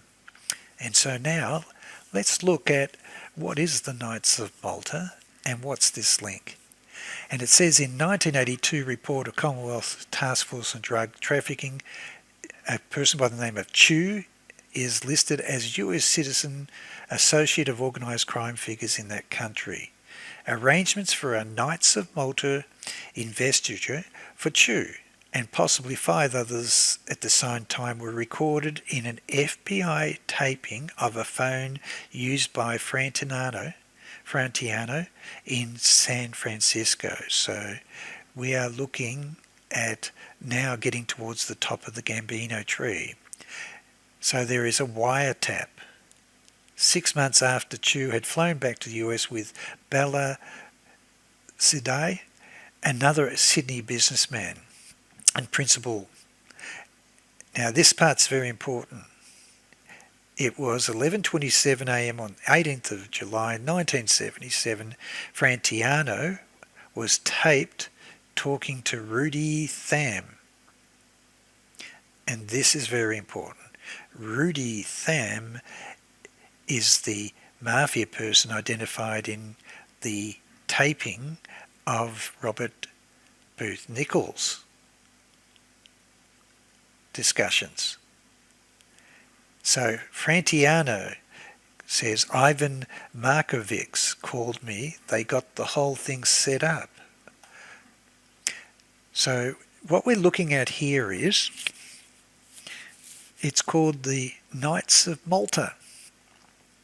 And it's being exposed while the Costigan Inquiry is doing investigation into Donald Lockyer and Susie Lockyer and Norman Granville Lewis, her stepfather, who are all in this Knights of Malta linked to the Gambino Mafia. This is a photograph of one of their ceremonies and the people involved. And it becomes very interesting. Gambino Mafia, Knights of Malta. And I found this article in the USA. Thomas Marsden, Jimmy Weasel, Frantiano, Frank Sinatra. It's confirmation that Frank Sinatra was going to be knighted with a passport, diplomatic passport to travel anywhere he likes, as a Knight of Malta. And it's been done at Tommy Marsden's house with Jimmy Weasel Frantiano and the Australians who represent the Knights of Malta fraternity. And this part is really, really important now, is that it turns out that we now have the direct link to the owners of the Cabazon involved. So we've got Tommy Marsden, we've got Jimmy Weasel Frantiano in the Mafia, Gambino Tree, who are hosting these events for the Australian crime bosses to be knighted. Bob Botten goes on to show that Frantiano's offer to have Sinatra made a Knight of Malta was made at a memorable night in Sinatra's dressing room at the same theatre in 1976. When Sinatra expressed interest in joining the Knights of Malta, Frantiano recalls telling him, "Well, Frank, the top man here in New York is a good friend of mine. This is really a fantastic organisation. This guy's an ambassador with United Nations. He was telling me that kings and princes, all big important people, belong to it. They knight you and you become a Sir, like Sir Francis, and you get a diplomatic passport, so when you travel nobody can fool with your luggage. Well, they can, but they don't when they see the red passport." And this is where it all starts to happen. It turns out that Thomas Marsden is linked to Ivan Markovics in Australia. And Ivan Markovics was invited to dine next night with Sinatra at New York's exclusive 21 Club. And during the dinner party, according to Frantiano, he had a falling out with Sinatra's lawyer, Mickey Rudin, who had told Sinatra that Markovics was a con man and that the Knights of Malta deal was nothing but a big scam. Nevertheless, Markovics went ahead with the induction. Months later, at the home of Thomas Marsden, there you go, Markovics, resplendent in scarlet silk robes with a white Maltese cross, gold medals hanging from a red ribbon around the neck, presented Sinatra with a certificate of acceptance. Sinatra received a scroll with gold lettering in a red silk box with the gold medals, a red flag, and a white Maltese cross, and a red passport carrying the Maltese cross. And there's a picture of Miroslav Sulk, displays his disputed diplomat passport and Miami police badge. This is now getting to the heart of the brotherhood. As I said to you, Thomas Marsden owned the Cabazon Casino with Dr. John P. Nichols. This article confirms, I found this, confirms that Tommy Marsden's wife had invested into the Cabazon Casino with Dr. John P. Nichols' son, John Paul Nichols. And there was a lawsuit being proposed that he hadn't paid back the money, but it confirms the financial transaction and even confirms that Rocco Zangari had the rights to manage the whole casino for 5 years on the conditions of the investment. So we've got the Gambinos running categorically the Cabazon Casino. As you recall, Danny is investigating Narangba arms deal. Harold Okamoto, Yakuza, had raised and like a mentor of Robert Booth Nichols from Hawaii, and Peter Briggs. He's interested in investigating as well. And so let's now go across to the Sydney Morning Herald, dated February 1983. The Costigan inquiry, next biggest victim was Peter Briggs, who's the business partner dealing with Michael Riconosciuto's company and Paul Maraska's company called Recovery Technology. Peter Briggs is being exposed is that the companies had been later sold to Sydney taxation consultant Mr. Donald Lockyer. So it turns out that Peter Briggs was running a financial company with all these companies and selling those companies as tax shelters directly to Mr. Donald Lockyer, whose wife and himself are directly linked into the Knights of Malta with the Gambino Mafia and crime bosses here in Australia. And it turns out that Peter Briggs also had Mr. Ian Cornelius of Perth, who was also an accountant and involved with this with him.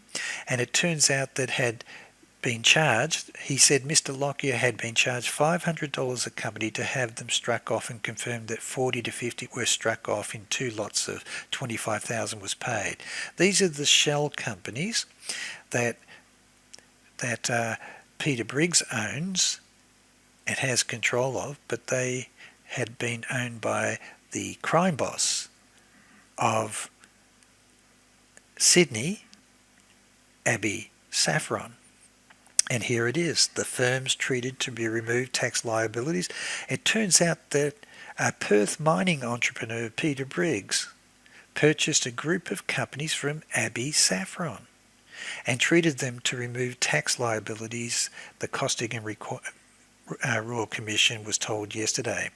The Saffron companies were among 40 to 50 that were handled during 1978 and 1979 by West Australian Financial Services, which was owned by Peter Briggs. And Mr. Patrick Cornelius told the Commission of Directors of West Australian at the time were Peter Briggs and his wife.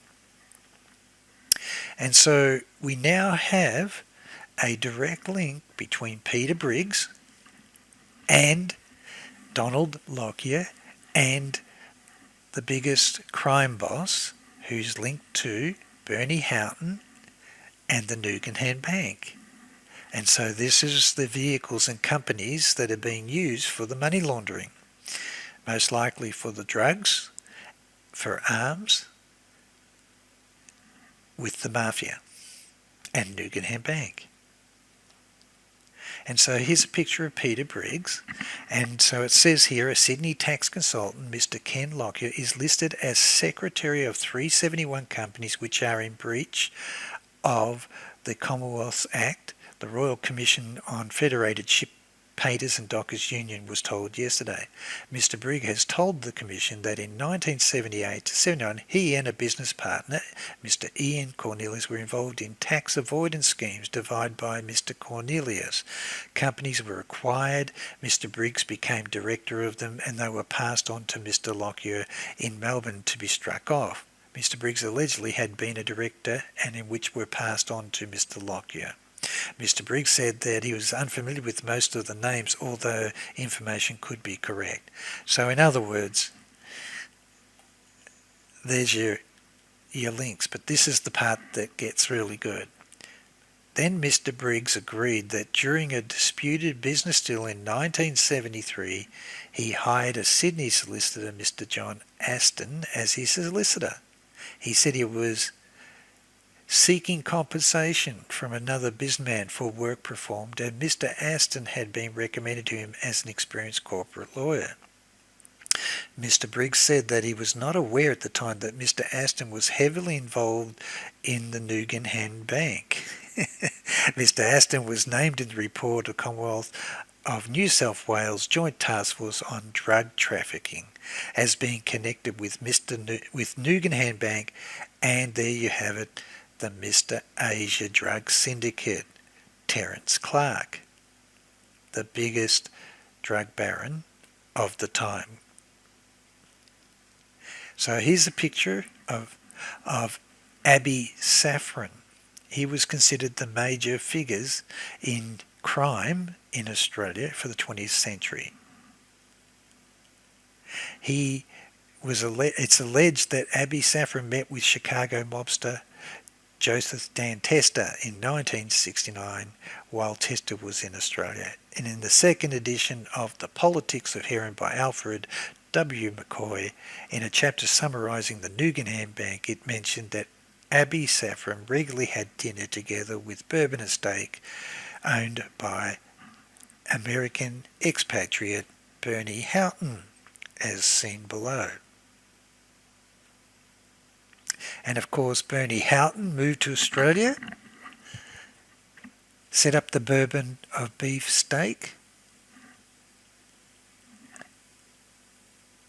was linked to Abby Saffron and John D. Walker. They used to meet regularly, and he was the CIA's Australian station chief from 73 to 75 during the time that the Loans affair took place. In testimonies in court by Robert Booth Nichols in 2007, he confirms that he worked for Frank Colucci and CIA to assist with anti-American activities and matters in Australia during the time that 1975, when Gough Whitlam was removed and the Loans affair was set up. So you have a direct link now between accountants, lawyers, companies owned by Peter Briggs, Abby Saffron, and linked to Nugan Bank. And hence, Michael had said categorically that his company with Paul Maraska were moving gold minings and precious metals from Utah across to Western Australia to be processed with Southern Goldfield. And so they were moving gold from mines in the US to be processed and through the Perth Mint. So this is a good way of laundering gold bullion. And so you now have a direct link back with Nugan Bank. So Michaels claims that he and Paul Marascus were the banker for moving the funds out of Nugan Bank. Stands up because Michael had the links also with Paul Maraska direct to Peter Briggs, Abby Saffron, Bernie Houghton, Michael Hand, with their mining interests. And I'll do another podcast one time on Nugan owned gold mines and precious metal mines extensively as a way of laundering funds. And so Houghton is the link direct back to Nugan Bank, Michael Hand, Ed Wilson, and of course the Office of Naval Intelligence, Task Force 157. And so there you go. If you have a look at the links now, going all the way back from Cabazon Casino with the Gambino Mafia, with the Knights of Malta and organised crime groups in Australia, Robert Booth Nichols, who lives in Australia and also is involved directly with the companies set up by Nugan Bank, Michael Hand, Bernie Houghton, and also with the Mafia and with Peter Briggs. And so the rest comes straightforward about Houghton's role. He was a friend of US Admiral Earl Yates, got him appointed as the president of the Nugan Bank. In 1979, Richard Secord introduced Houghton to Thomas Kleins and Ted Shackley to sell Philippine Jeeps to the Egypt. According to the witnesses speaking Australian federal investigators, shortly after Frank Nugan's death in January 1980, Kleins and Rafael Quintero went through the bag of Houghton's documents, which he had left at Edwin P. Wilson's Geneva office, aiming to keep Secord's name out of the investigations. And of course, Houghton left Australia mid-1980, around the same time Michael Hand, accompanied by Kleins, Thomas Kleins, returning on October 1981 when it appeared that the investigations were likely to legally endanger him.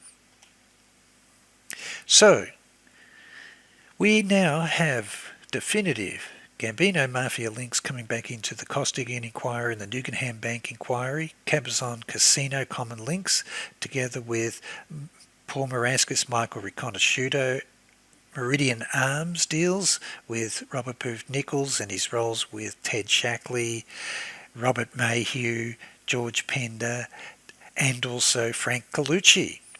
He's testified on many times in court that he works for CIA and Frank Colucci on matters that are anti-American in Australia. And then we've got our arms companies, Meridian and Arms, involved in selling arms and using Australia as a staging post. It's quite clear to me that the person on the ground who has a stake in all this is Robert Booth Nichols, as he owns properties in Australia and has stayed here regularly in his visits to Australia, selling arms to the Australian government and anti-terrorist group, and also to the Philippines, and also across to Taiwan, Korea, and Kuwait. Last part, we've now got the direct link that the attorney that's working with Peter Briggs together with Donald Lockyer with the Mafia was also the attorney assisting Nugan Bank with the accounts with laundering the drugs of Terence John Clark, who was Mr. Big, Mr. Asia Drug Syndicate, biggest supplier of heroin into New Zealand, Australia and United Kingdom in the 1970s.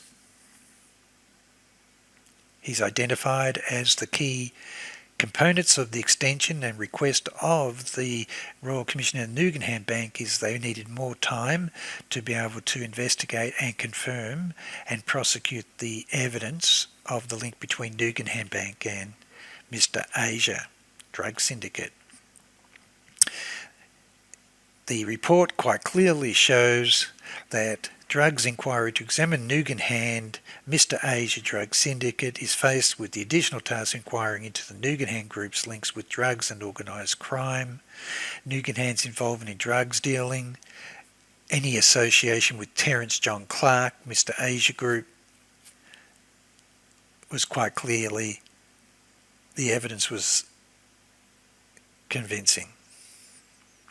So during the New South Wales Commission evidence, it emerged that Frank Nugan was a friend of Harry Wainwright. And this part's important. A former US lawyer who migrated to Australia in 1968. Wainwright was described as commissioned as an alleged associate of known Mafia leaders in the days when he practiced as a lawyer in the United States. The Royal Commission's report noted that it received some information implicating Wainwright and Danny Stein, a known US Mafia boss, in financing of a NOAA marijuana plot. So a huge shipment of marijuana. Michael Hand, a co-founder, was also a friend of Wainwright, and Nugan's relationship with Wainwright on the bank's dealings with him. So Danny Stein is the attorney of the Mafia. He's representing the wife of Tommy Marson in the legal matters with the Cabazon Casino case. Let's just run back and see if we can find that. Yep, well, there's Jack Stein here. So, yep, Nichols, Marson's attorney was Jack Stein. So I'm assuming, I'm pretty sure, it's the same. So we now get up to this part. We've got overwhelming evidence coming through the report of Harry Wainwright, and then the evidence pops out. This is the key one. Is there evidence of drug and arms? Well, this is the drugs, casinos, and the links direct to the Gambinos. And this came out in the Nugan Royal Commission report. It uncovered that Murray Stewart Riley embarked on a criminal career that included convictions of drug trafficking and fraud. He was implicated in the Nugan Bank scandal and associated with leading figures in American Mafia, including Jimmy Fratiano. The setup, Frank Sinatra, Knights of Malta with the representatives of Australia with the gangsters. It turns out that Murray Stuart Riley was also a Knights of Malta for the Brotherhood of the Gambino. And he was also a business partner with Michael Rudy Tham. And as you can recall, Thomas Gates's investigation of Robert Booth Nichols with Eugene Giaquino listed their investigation and communications involved Michael Rudy Tham. So there's your link with the Gambino Mafia and Robert Booth Nichols, Jimmy Frantillano, and of course the biggest drug trafficking person linked to the Nugan Bank was Murray Stuart Riley. So in Sydney, Riley formed separate business relations with Frantino's former associate George Countess and Harry Wainwright. And they were working directly with Michael Hand with the Nugan Bank for laundering the drug money. So we have a definitive link now coming back into Australia. So the Australian police were surprised when they were doing the investigations and taping, and they found that Peter Beverley Mayers, mentioned during the New South Wales Woodward Royal Commission, was made a Knight of Malta. Myers, a Western Australian, was the target of an alleged underworld murder plot in Melbourne in 1969. He has been a long-standing business associate of Carl Frederick Bonnet, a former Victorian known in Sydney as the Godfather. So we have an FBI sting, the Woodward Commission, the Nugan Bank Royal Commission, the Costigan Royal Commission. They're all starting to home in on the Mafia links with these guys, and they are looking at Robert Chew, also got caught up with the Knights of Malta. Chew came under notice after he visited Australia in January 1977, his capacity as president of the Citadel Petroleum Corporation. Signed power of attorney for Murray Riley to proceed in negotiations of a loan of $50 million to finance the acquisition of oil leases. And I believe that this is now moving towards the area with Hamilton, the company who's going to float on the stock market in the early 80s, which I suspect is what Robert Booth Nichols was involved with the financing with all the parties from the Costigan Royal Commission, with the Painters and Dockers Union, Nugan Bank, drug trafficking and arms. And so it's got here that in July 1977, Frantillano was taped talking to Rudy Tham. And that's when they had their discussion about setting things up for the knighthood of Frank Sinatra. It confirms the discussion between Rudy Tham and Jimmy Weasel Frantillano, all identified involved with Tommy Marsden in the Knights of Malta and the Cabazon Casino. So they're talking about setting it up and getting a cardinal. They also talk about the fact that Prince Bernard from Holland was also a member of the Knights of Malta with them, and then he got caught up in a scandal of bribery with the sale of Lockheed Martin, and it was also involving a scandal with Robert Vesco.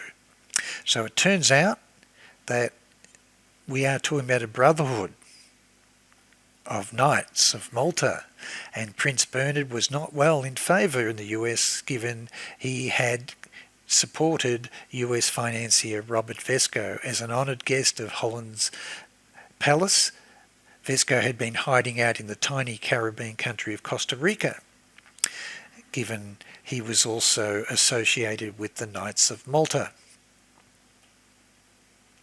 And then it goes on to talk about the fact that the DEA had an investigation into this Knights of Malta. and discovered that the government of Thailand, an organisation run by Costa Rican-born Chinese man, set up a phony Costa Rican diplomatic office in Thailand. And it was called the Knights of Malta, and it started an organisation as a phony Costa Rican diplomatic office in Malaysia, 1981-82, and then Hawaii in 1981-83, Costa Rican diplomats in order to facilitate illegal activities. I think this is a good way to carry drugs through without being checked by customs or carrying cash. And it says in November 1982, he and an American associate had represented themselves as CIA agents. So here we go. We got the Knights of Malta with the Gambino Mafia connection, together with diplomatic passes and people informing their CIA agents and fraudulent arms sales to the Burmese insurgent groups where they had been defrauded. And talks about a phony Costa Rican consulates in Australia, Hong Kong, Japan and Italy. And now, given the cost inquiries homing in on Donald Lockyer and Lady Susie Lockyer, it turns out that they are all knighted, and we can continue on there. The Costing Commission had a falling out with her in Los Angeles, had gone into hiding. An associate of hers was a mob connected. So they're confirming that she has links with the mob, Donald Lockyer and Susie Lockyer. And she adopted the title of Lady after her stepfather. Financier Norman Grand Lewis joined the Knights of Malta, and it talks about her being a Knights of Malta and being called Lady.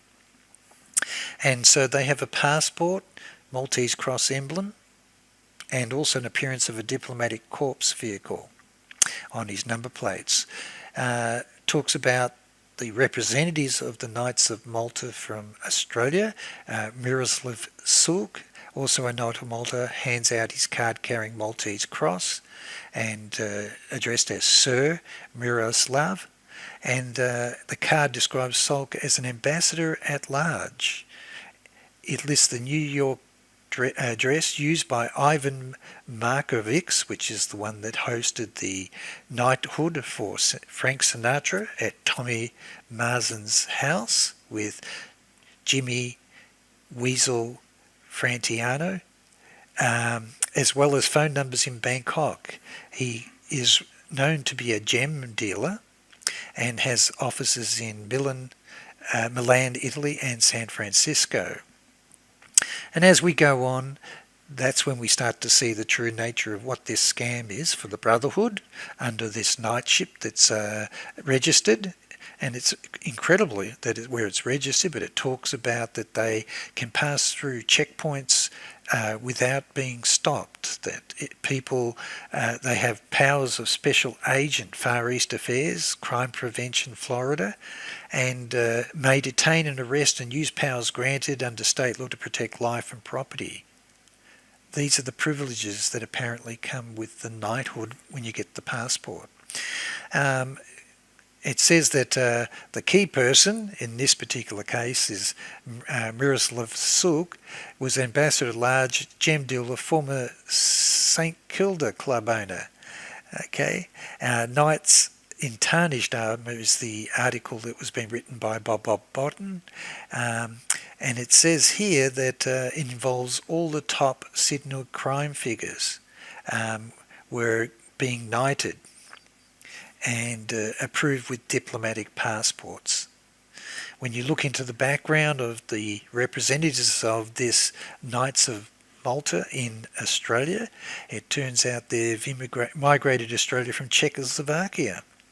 And they've run clubs in Sydney and Melbourne, opal mining, gems selling agent, an American company in Thailand with offices overseas, and also representative in Asia. In Italy, police salute you and wave you through. So he's even admitting that if you have this passport, once you've got the Knights of Malta passport, you're recognised by customs officials in many countries, and that they'll just let you walk through and they're not going to check you. So this is the biggest scam I've ever seen, but it makes sense. It seemed to be something that was recognised. All the top directors of CIA are Knights of Malta, and the P2 Lodge just seemed to be that they had their own diplomatic rights for travel worldwide. So, article goes on. It's really talking about Sovereign Order of St. John. It turns out that they believe that this is a fake order, and that's being run by the Gambino Mafia with the their Mafia representatives in Australia. So, Danny started his discussion with Michael about the PROMIS software being used for money laundering. He was investigating the role of William Colby with the Nugan Bank. He then goes through to the loans affair, which destroyed the Whitlam government, and also William Colby's role as the legal counsel to Nugan Bank and its links back with Michael Hand to Michael Riconosciuto and Paul Maraska. There's overwhelming evidence from the reports in Australia that Nugan Bank was moving arms, trafficking in arms with Ed Wilson and Michael Hand across into South Africa, and also to Egypt and Indonesia and Thailand and other countries. I have interviewed Michael extensively, and he's reconfirmed in his testimony in court, but also to me, that he did modify the PROMIS software for Swift banking. It was installed at Transaction Technologies Inc., a subsidiary of CITIBANK, for Dr. O'Brien, chairman of Hadron and CIO, to move the COVID funds through the international automatic clearing houses. Independently, Danny had passed away in 1991, but in 2000, June 2000, General Earl Cockey, former representative of the Nugan Bank, Washington branch, alternating executive director of the World Bank, testifies in court that CIA, NSA were running Project Hammer. It was installed for laundering funds through the World Bank, the Nugan Bank, CITIBANK, and uses the PROMIS software. So this is what triggered the Canadian RCMP investigation of the PROMIS software. As soon as he'd given that testimony, they went to the US and went to see Michael Riconosciuto in prison, and then immediately went to see the daughter of Albert V. Carone, Colonel Albert V. Carone, the bagman for the CIA and the Gambino Mafia for the Nugan Bank. They were investigating evidence that the PROMIS software had laundered the Nugan Bank's funds, billions of dollars, through Canadian banks. In April, it was April 2000, he confirmed that he was a representative of Nugan Bank, consultants at Adna Khashoggi, and he gave a deposition running to 67 pages concerning his knowledge and involvement of Project Hammer. He said it was operated by the Federal Reserve, Treasury, CIA, FBI, Secret Service security agencies, secretly recovered to the United States the proceeds from their arms, gold and drug trading activities that were illegally diverted by major banks. Earl Cockey confirmed Project Hammer was to generate funds to pay off debts on bullion certificates issued by certain metal trusts.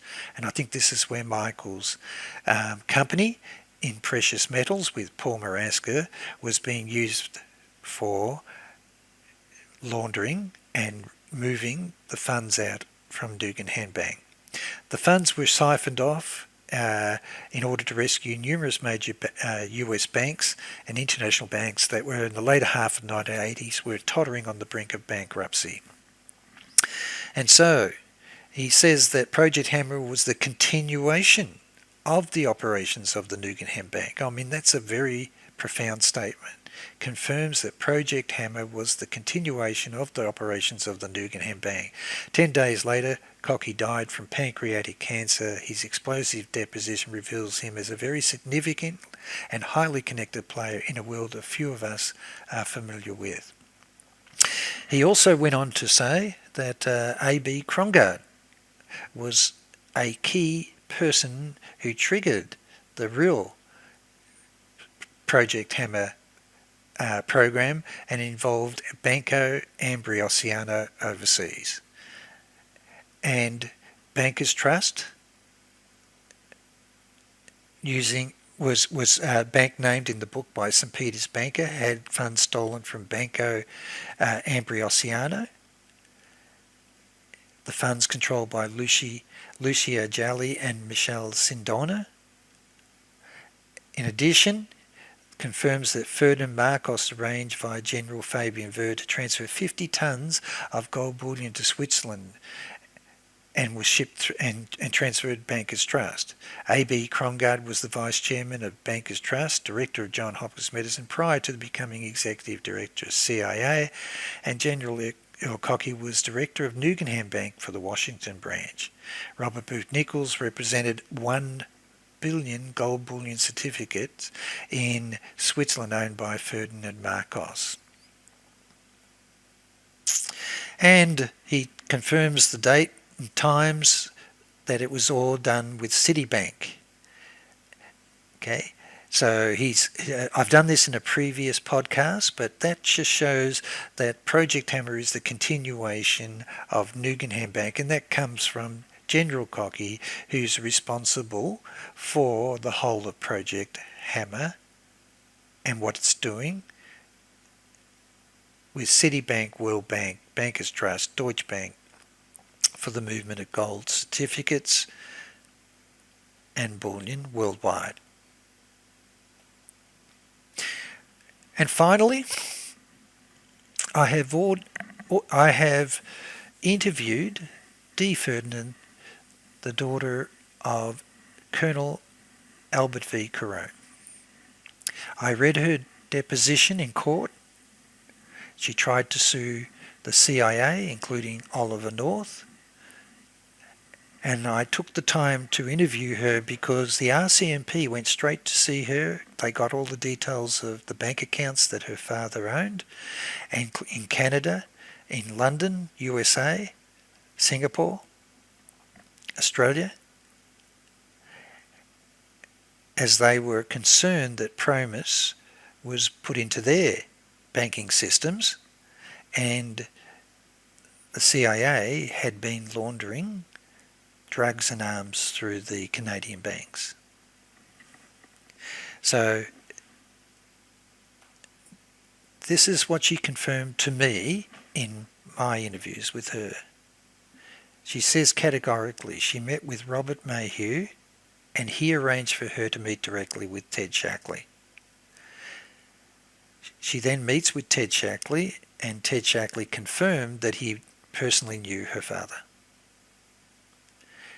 And Ted Shackley agreed and offered to pay for the tombstone for her father and arranged that it had full title, Colonel of US Army, Colonel V. Carone.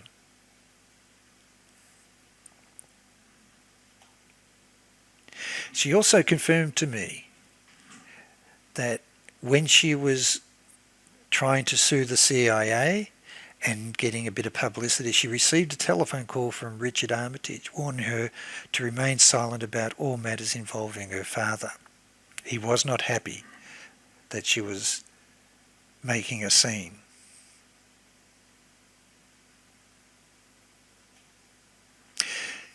She also confirmed to me that Mossad agent Michael Harari visited the house of her father and they left together to urgently visit a local bank. Soon after her father had met with Michael Harari, her father's health rapidly deteriorated. She said he was never the same. She said she believes that her father had been poisoned by Michael Harari using advanced neurotoxins. Her father never recovered his health again and suffered until he died.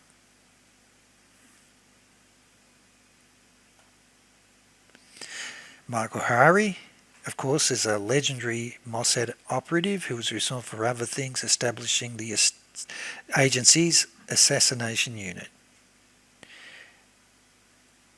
He went into private business after retiring from the Mossad in Central America, and he was reassigned to Mexico City for a short period as Mossad station chief. And his dealings in Panama in the 80s, at the time when the military dictator Manuel Noriega had American backing before he was ousted in 1989, are shrouded in murkiness. By some accounts, he played a major role in reorganizing the Panamanian military and ensuring that Panama was able to buy Israeli weapons. But he later appeared on Israeli television to deny that he'd ever been advisor to Noriega. This is the case of her deposition, which was recorded. In her deposition, she confirms that Frank Nugan and Michael Hand and her father were good friends with Nugan Hand Bank. It was a bank used in Hong Kong area to launder different monies. There was General Leroy Manor was involved.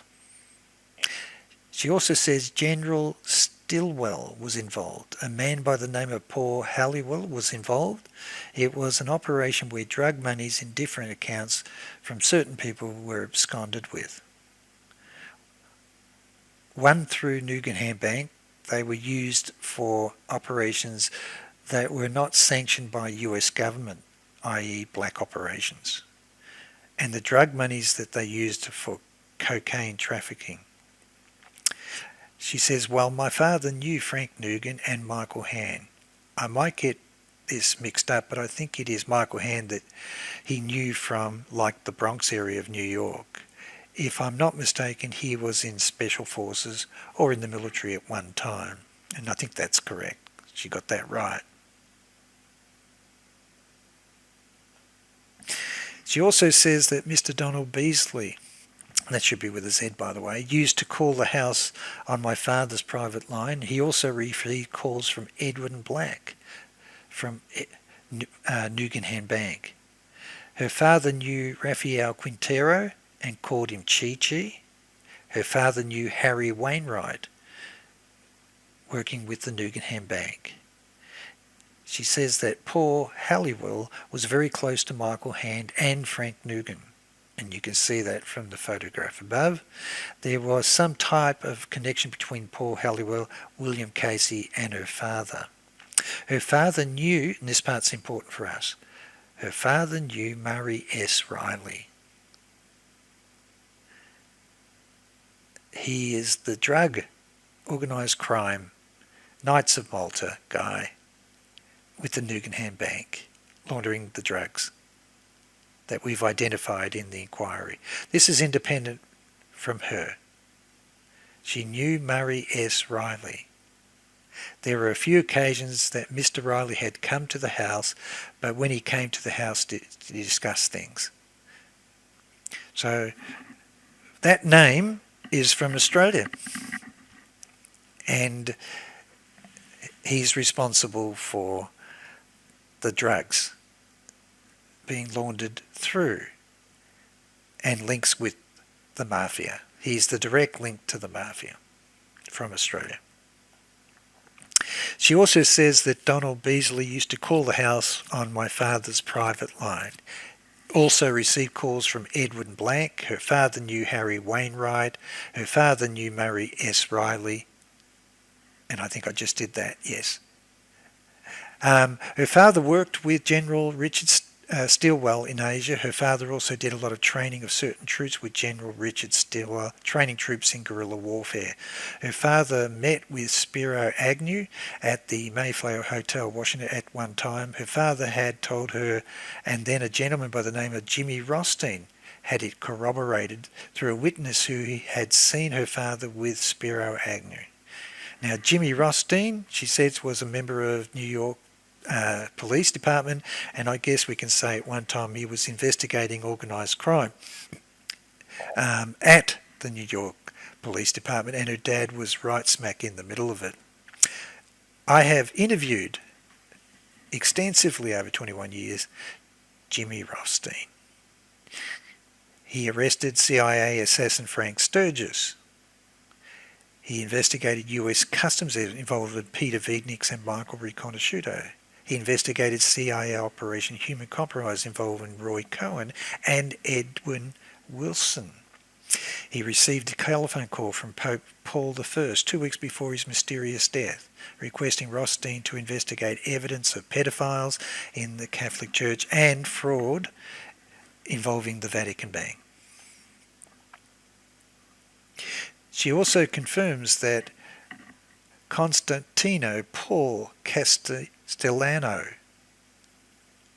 also known as the Howard Hughes of the mob and Mr. Big Paulie, was an American crime boss who succeeded Carlo Gambino as head of Gambino crime family. Castellano was killed in an unsanctioned hit December and ordered by John Gotti. Castellano was also supervised Gambino control of Teamster unions. So that's a pretty amazing thing that she talks about there. She confirms that her father knew him and meetings had been attended by William Casey with her father and with Paul Castellano. So I thought that was an amazing part of her testimony when she gave that. She confirms her father would go away with Robert Vesco on numerous occasions. Robert Vesco would either come to the house or her father would meet him at Kennedy International Airport, sometimes LaGuardia. On a couple of occasions her father went to England one time with Robert Vesco. So independently, we're now getting links back to the Gambino Mafia and confirming the links of the key players that have been identified independently by the investigations of the commissioners, the Royal Commissioners in Australia into the Nugan Hand Bank, investigations into drug trafficking, investigations into the Painters and Dockers Union, involvement in drug trafficking and arms trafficking and money laundering operations, linked back to the Mafia and the CIA with William Colby, Ted Shackley, and other associates, including William Casey. She confirmed William Casey is the godfather of her son and attended his christening. She confirmed William Casey had visited her house frequently and sometimes once a month. They were very close family with William Casey. William Casey came to see her father on a couple of occasions because there was a business that needed to be discussed. One time, Paul Castellano was at the house with Mr. Casey and her father. They socialised together, her mum and dad and Mr. and Mrs. Casey.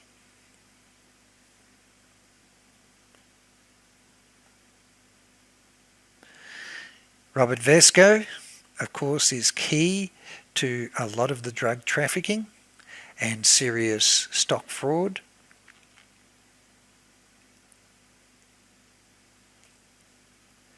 So we now have independent linkages coming from Australia with the Gambino Mafia, with Cabazon, Casino, Wackenhut Arms, Meridian Arms deals going through Australia, recovery, technology and processing of precious metals with Michael and Paul Marassa's company, with an Australian company owned by Peter Briggs, linked to Donald Lockyer, stock market fraud, oil fraud involving Painters and Dockers with Hammerdon Proprietary Limited, linked to the Mafia, and the link direct back confirmed by the daughter of Albert V. Corone that Murray Riley visited the house and met with her dad regularly, given he was the bagman for William Casey, William Colby for the CIA, and a made man within the Gambino Mafia. In her court case, where she is suing the Central Intelligence Agency,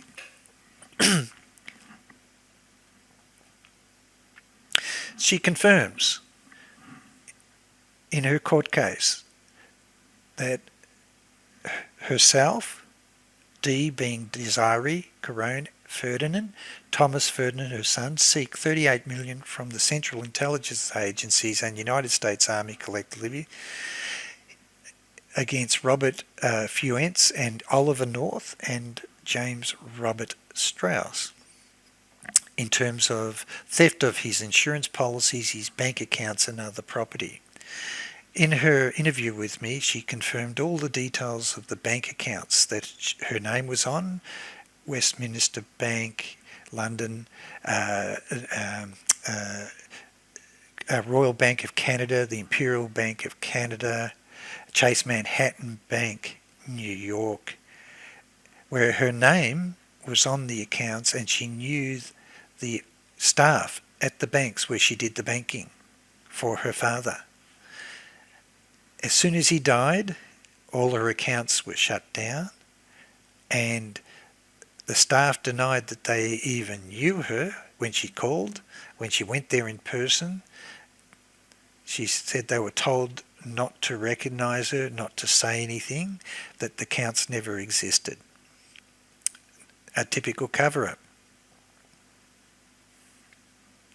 So she was trying to get compensation for the bank accounts that had millions in it that her name was on, and those accounts had all been shut down and she was left with nothing, and she couldn't even afford to bury her father and get a tombstone, and hence that's why she met with Robert Mayhew and then Ted Shackley, who paid for his tombstone.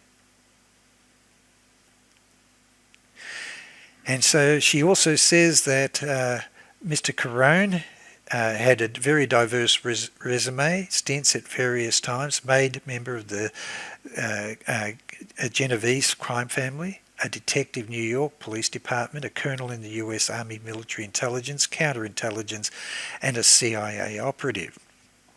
At the time, she says that Albert Carone was working as an officer in OSS when he was introduced to William Colby and William Casey, and both whom would go on to serve as DCCI.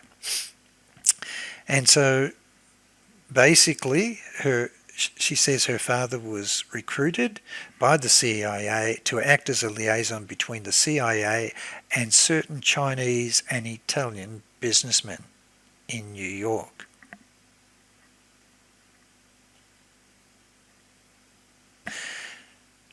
She was suing James Strauss. He was a former CIA operative and business partner of Albert V. Carone. I reached out and contacted him and interviewed him 3 times. He's an author of books detailing his experiences in Vietnam when serving in the Marines. He's held several variety positions in careers: Marine Corps, wounded in Vietnam, represented life insurance, timeshares, and physician assistant college professor in anthropology. He worked as a CIA team leader in the field and travelled 122 countries. I asked him categorically, did Albert V. Carone work with his CIA team? And he confirmed absolutely. So he doesn't deny that Albert V. Carone worked with his CIA team on missions overseas. So that independently confirms back that Albert V. Carone worked as the bagman He was personally known by William Casey, William Colby, and also personally known by Ted Shackley, who puts the tombstone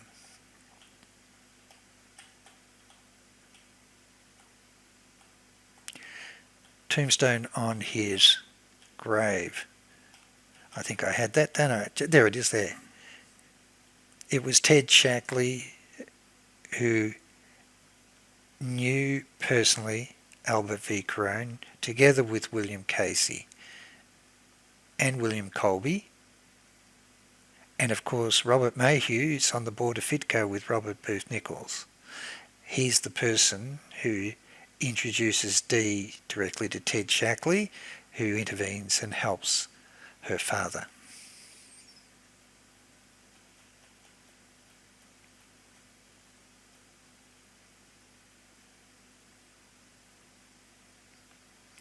So, overall, we have independent evidence of the relationship between William Casey, William Colby with Nugan Hand Bank. William Casey also was the legal counsel in the late 70s with Wackenhut. And of course, I will give another podcast where Michael Riconosciuto has given testimony that he and his family personally knew William Casey too. In fact, their family socialised at his house regularly, and he referred to the wife of William Casey as Auntie. He used to mow their lawns. So it turns out that there is a link to William Casey directly, and Michael has also confirmed that just before William Colby died, he actually visited Michael Riconosciuto in prison, just like the RCMP did. They went straight to see Michael after General Earl Cockey gave his deposition about Project Hammer and the PROMIS software being used at all the banks for laundering the drugs and gold, bullion and arms worldwide. It seems to me that for Michael to be trusted, and it's known to Michael Hand, and the links going from the Cabazon Casino, Wackenhut, Cabazon Arms, Meridian Arms, and recovery technology into Australia, with the Gambino Mafia, with the blessing of William Casey, William Colby, with the secret team, Ted Shackley, Robert Mayhew, George Pender, Frank Colucci, Michael Hand, Ed Wilson, Thomas Kleins, and other members that we know are involved. The evidence seems definitive that it is an international sanctioned drugs and arms trafficking operations that were using Nugan Hand Bank in Australia as the beachhead for shipping drugs back into the US, other countries, arms worldwide, given that customs security measures for products coming from Australia was a lot less of a chance for the illegal activities to be detected. And so the common thread that I found with those components there, Task Force 157, CIA, Office of Naval Intelligence, involvement with the loans affair and dismissal of Gough Whitlam involved Robert Booth Nichols, together with William Colby, together with Frank Colucci. The Meridian Arms, Wackenhut Cabazon Arms, Cabazon Casino, Gambino links back into Australia, again appear to be Robert Booth Nichols with a house in Queensland and companies and trafficking of arms and drugs to Australia and from Australia. Seems to be Robert Booth Nichols again as the key interface for the FITCO board and for the secret team. So given the evidence that Robert Mayhew introduces D. Ferdinand to Ted Shackley, the link is already directly there for Ted Shackley with the FitCo board and with the board of Wackenhut. So he seems to be the common thread. He's all over Danny. Danny's investigating all of the evidence against him, all the evidence with everything to do with drugs and arms, Nugan Bank, Loans Affair, BCCI, costing inquiry, Kuwait. He seems to be the person most at risk with Ted Shackley and Robert Mayhew. So Danny was pursuing Michael Hand. Danny was pursuing the evidence of the Costigan Royal Commission. The evidence is that scandal had blown open and was being exposed. They were all being exposed in the drug money, the arms money, the Mafia links, organised crime. And Danny was penciling all the key components, and he has a direct line from John Gotti to Robert Booth Nichols.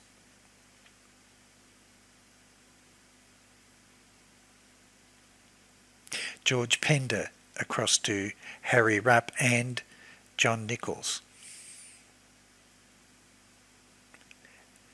And Senator Bird's in that list there.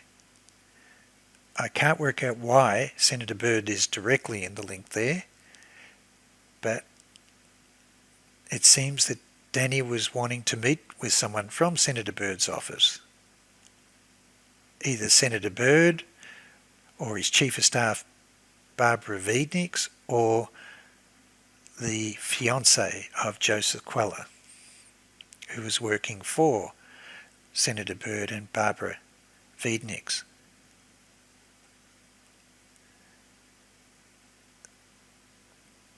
The Costigan inquiry brought everything open to expose Nugan Bank, links with the Gambino Mafia, money laundering, stock fraud, drugs and arms, involving the Painters and Dockers Union, which is consistent with the role of ONI and CIA with Ed Wilson, Ted Shackley, Robert Gray, where they were infiltrating the marine unions worldwide.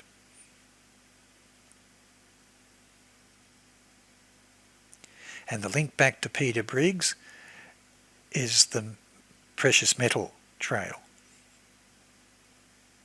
To have it processed and put through the mint in Western Australia as returned with gold coins. And then finally, the evidence comes back again. Frank Colucci, Robert Booth Nichols, CIA, MI6 agents orchestrating the original $4 billion Arab loans affair to destroy the Whitlam government in 1975. And there's your octopus. Nugan Bank played a critical role. Task Force 157, right through William Colby, Ted Shackley, Frank Colucci, Henry Kissinger, Michael Hand, Robert Booth Nichols, and two former MI6, Sir Harry Gillam, Eric Searcals, to have a democratic government removed in Australia. And all documents were sold and presented on the media at Half Moon Street, the address owned by Robert Booth Nichols, as recorded on his gun licence to carry concealed guns and submachine guns. And Michael tried to say at the beginning that FIDCO, a nasty bunch of people, and they're still alive and well at the time that Danny's investigating it. And he says, Now, where that dovetails into my current situation is in 1985, I was involved with Robert Booth Nichols, who owns Meridian Arms Corporation and is a principal in FIDCO. The CEO of FIDCO is George Pender, and Robert Mayhew was the vice president.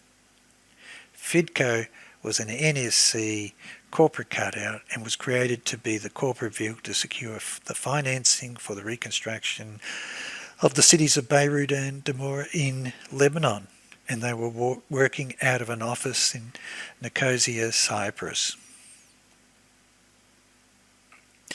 And the key two people who founded it, George Pender, Robert Mayhew, were personally employed by Howard Hughes.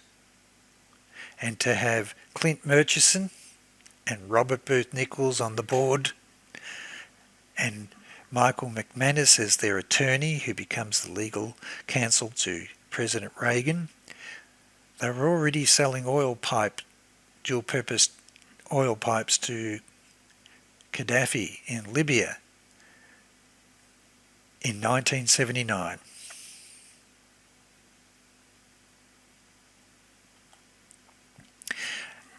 And to come back to lining up all the ducks, the importance of Nugan Hand Bank dovetailing to BCCI.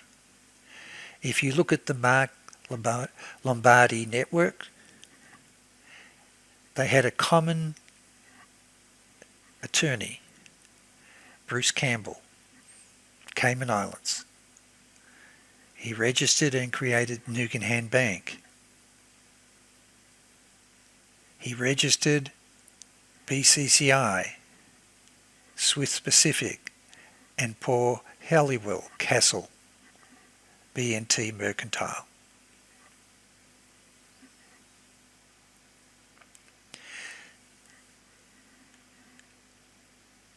That's not by chance, given what we've learnt from the journey. And so that completes the evidence from Australia that supports what Danny wanted to do as a tour. He wanted to come to Australia. He wanted to meet with Michael Hand, Bernie Houghton, Ed Wilson. He wanted to meet with the Costigan Royal Commission investigators to investigate the evidence of the arms and drugs and links with the Mafia. And he would have found the trail going back to the Cabazon casino like I have, with all organised crime. And so the testimony of Dee Ferdinand that she has given me in her interview and also in court, but I confirm, is that it was Murray S. Riley who was visiting their house from Australia for Nugan Hand Bank matters with Michael Hand, Frank Nugan, William Casey, William Colby, who was the key person that was interfacing with the Mafia with Robert Booth Nichols.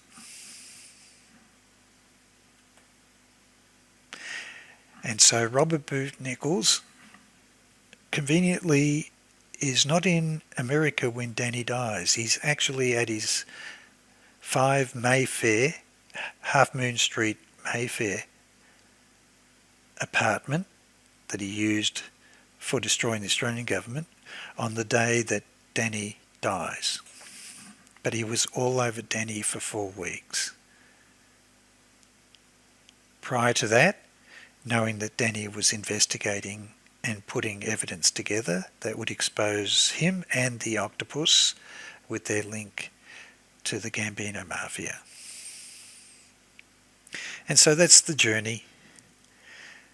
Robert Booth Nichols turns up in 2004 to threaten me after I'm talking with Michael Riconosciuto about Nugan Hand Bank, the loans affair, and the PROMIS software. And if we go back to the beginning of my story, I only got started on this because of a bogus prince that destroyed all my encryption companies that happens to be Project Hammer with the octopus for money laundering, gold bullion, and also security notes through international banks worldwide. And that's our journey. A long journey. It's taking a few hours, but it's taking me a couple of days to put the script together, to get the evidence pulled out, to put into a chronology of some kind, but I keep bringing it back to this. In Australia, the Nugan Bank integrated all of these parties, and I've done it through the evidence of Australia coming back to them, and Danny was coming towards it. You can't make this up. This is hard evidence that it was illegal arms, illegal drugs, and money laundering operation of CIA, Office of Naval Intelligence Task Force 157, together with the Gambino Mafia and Wackenhut Cabazon and Meridian Arms.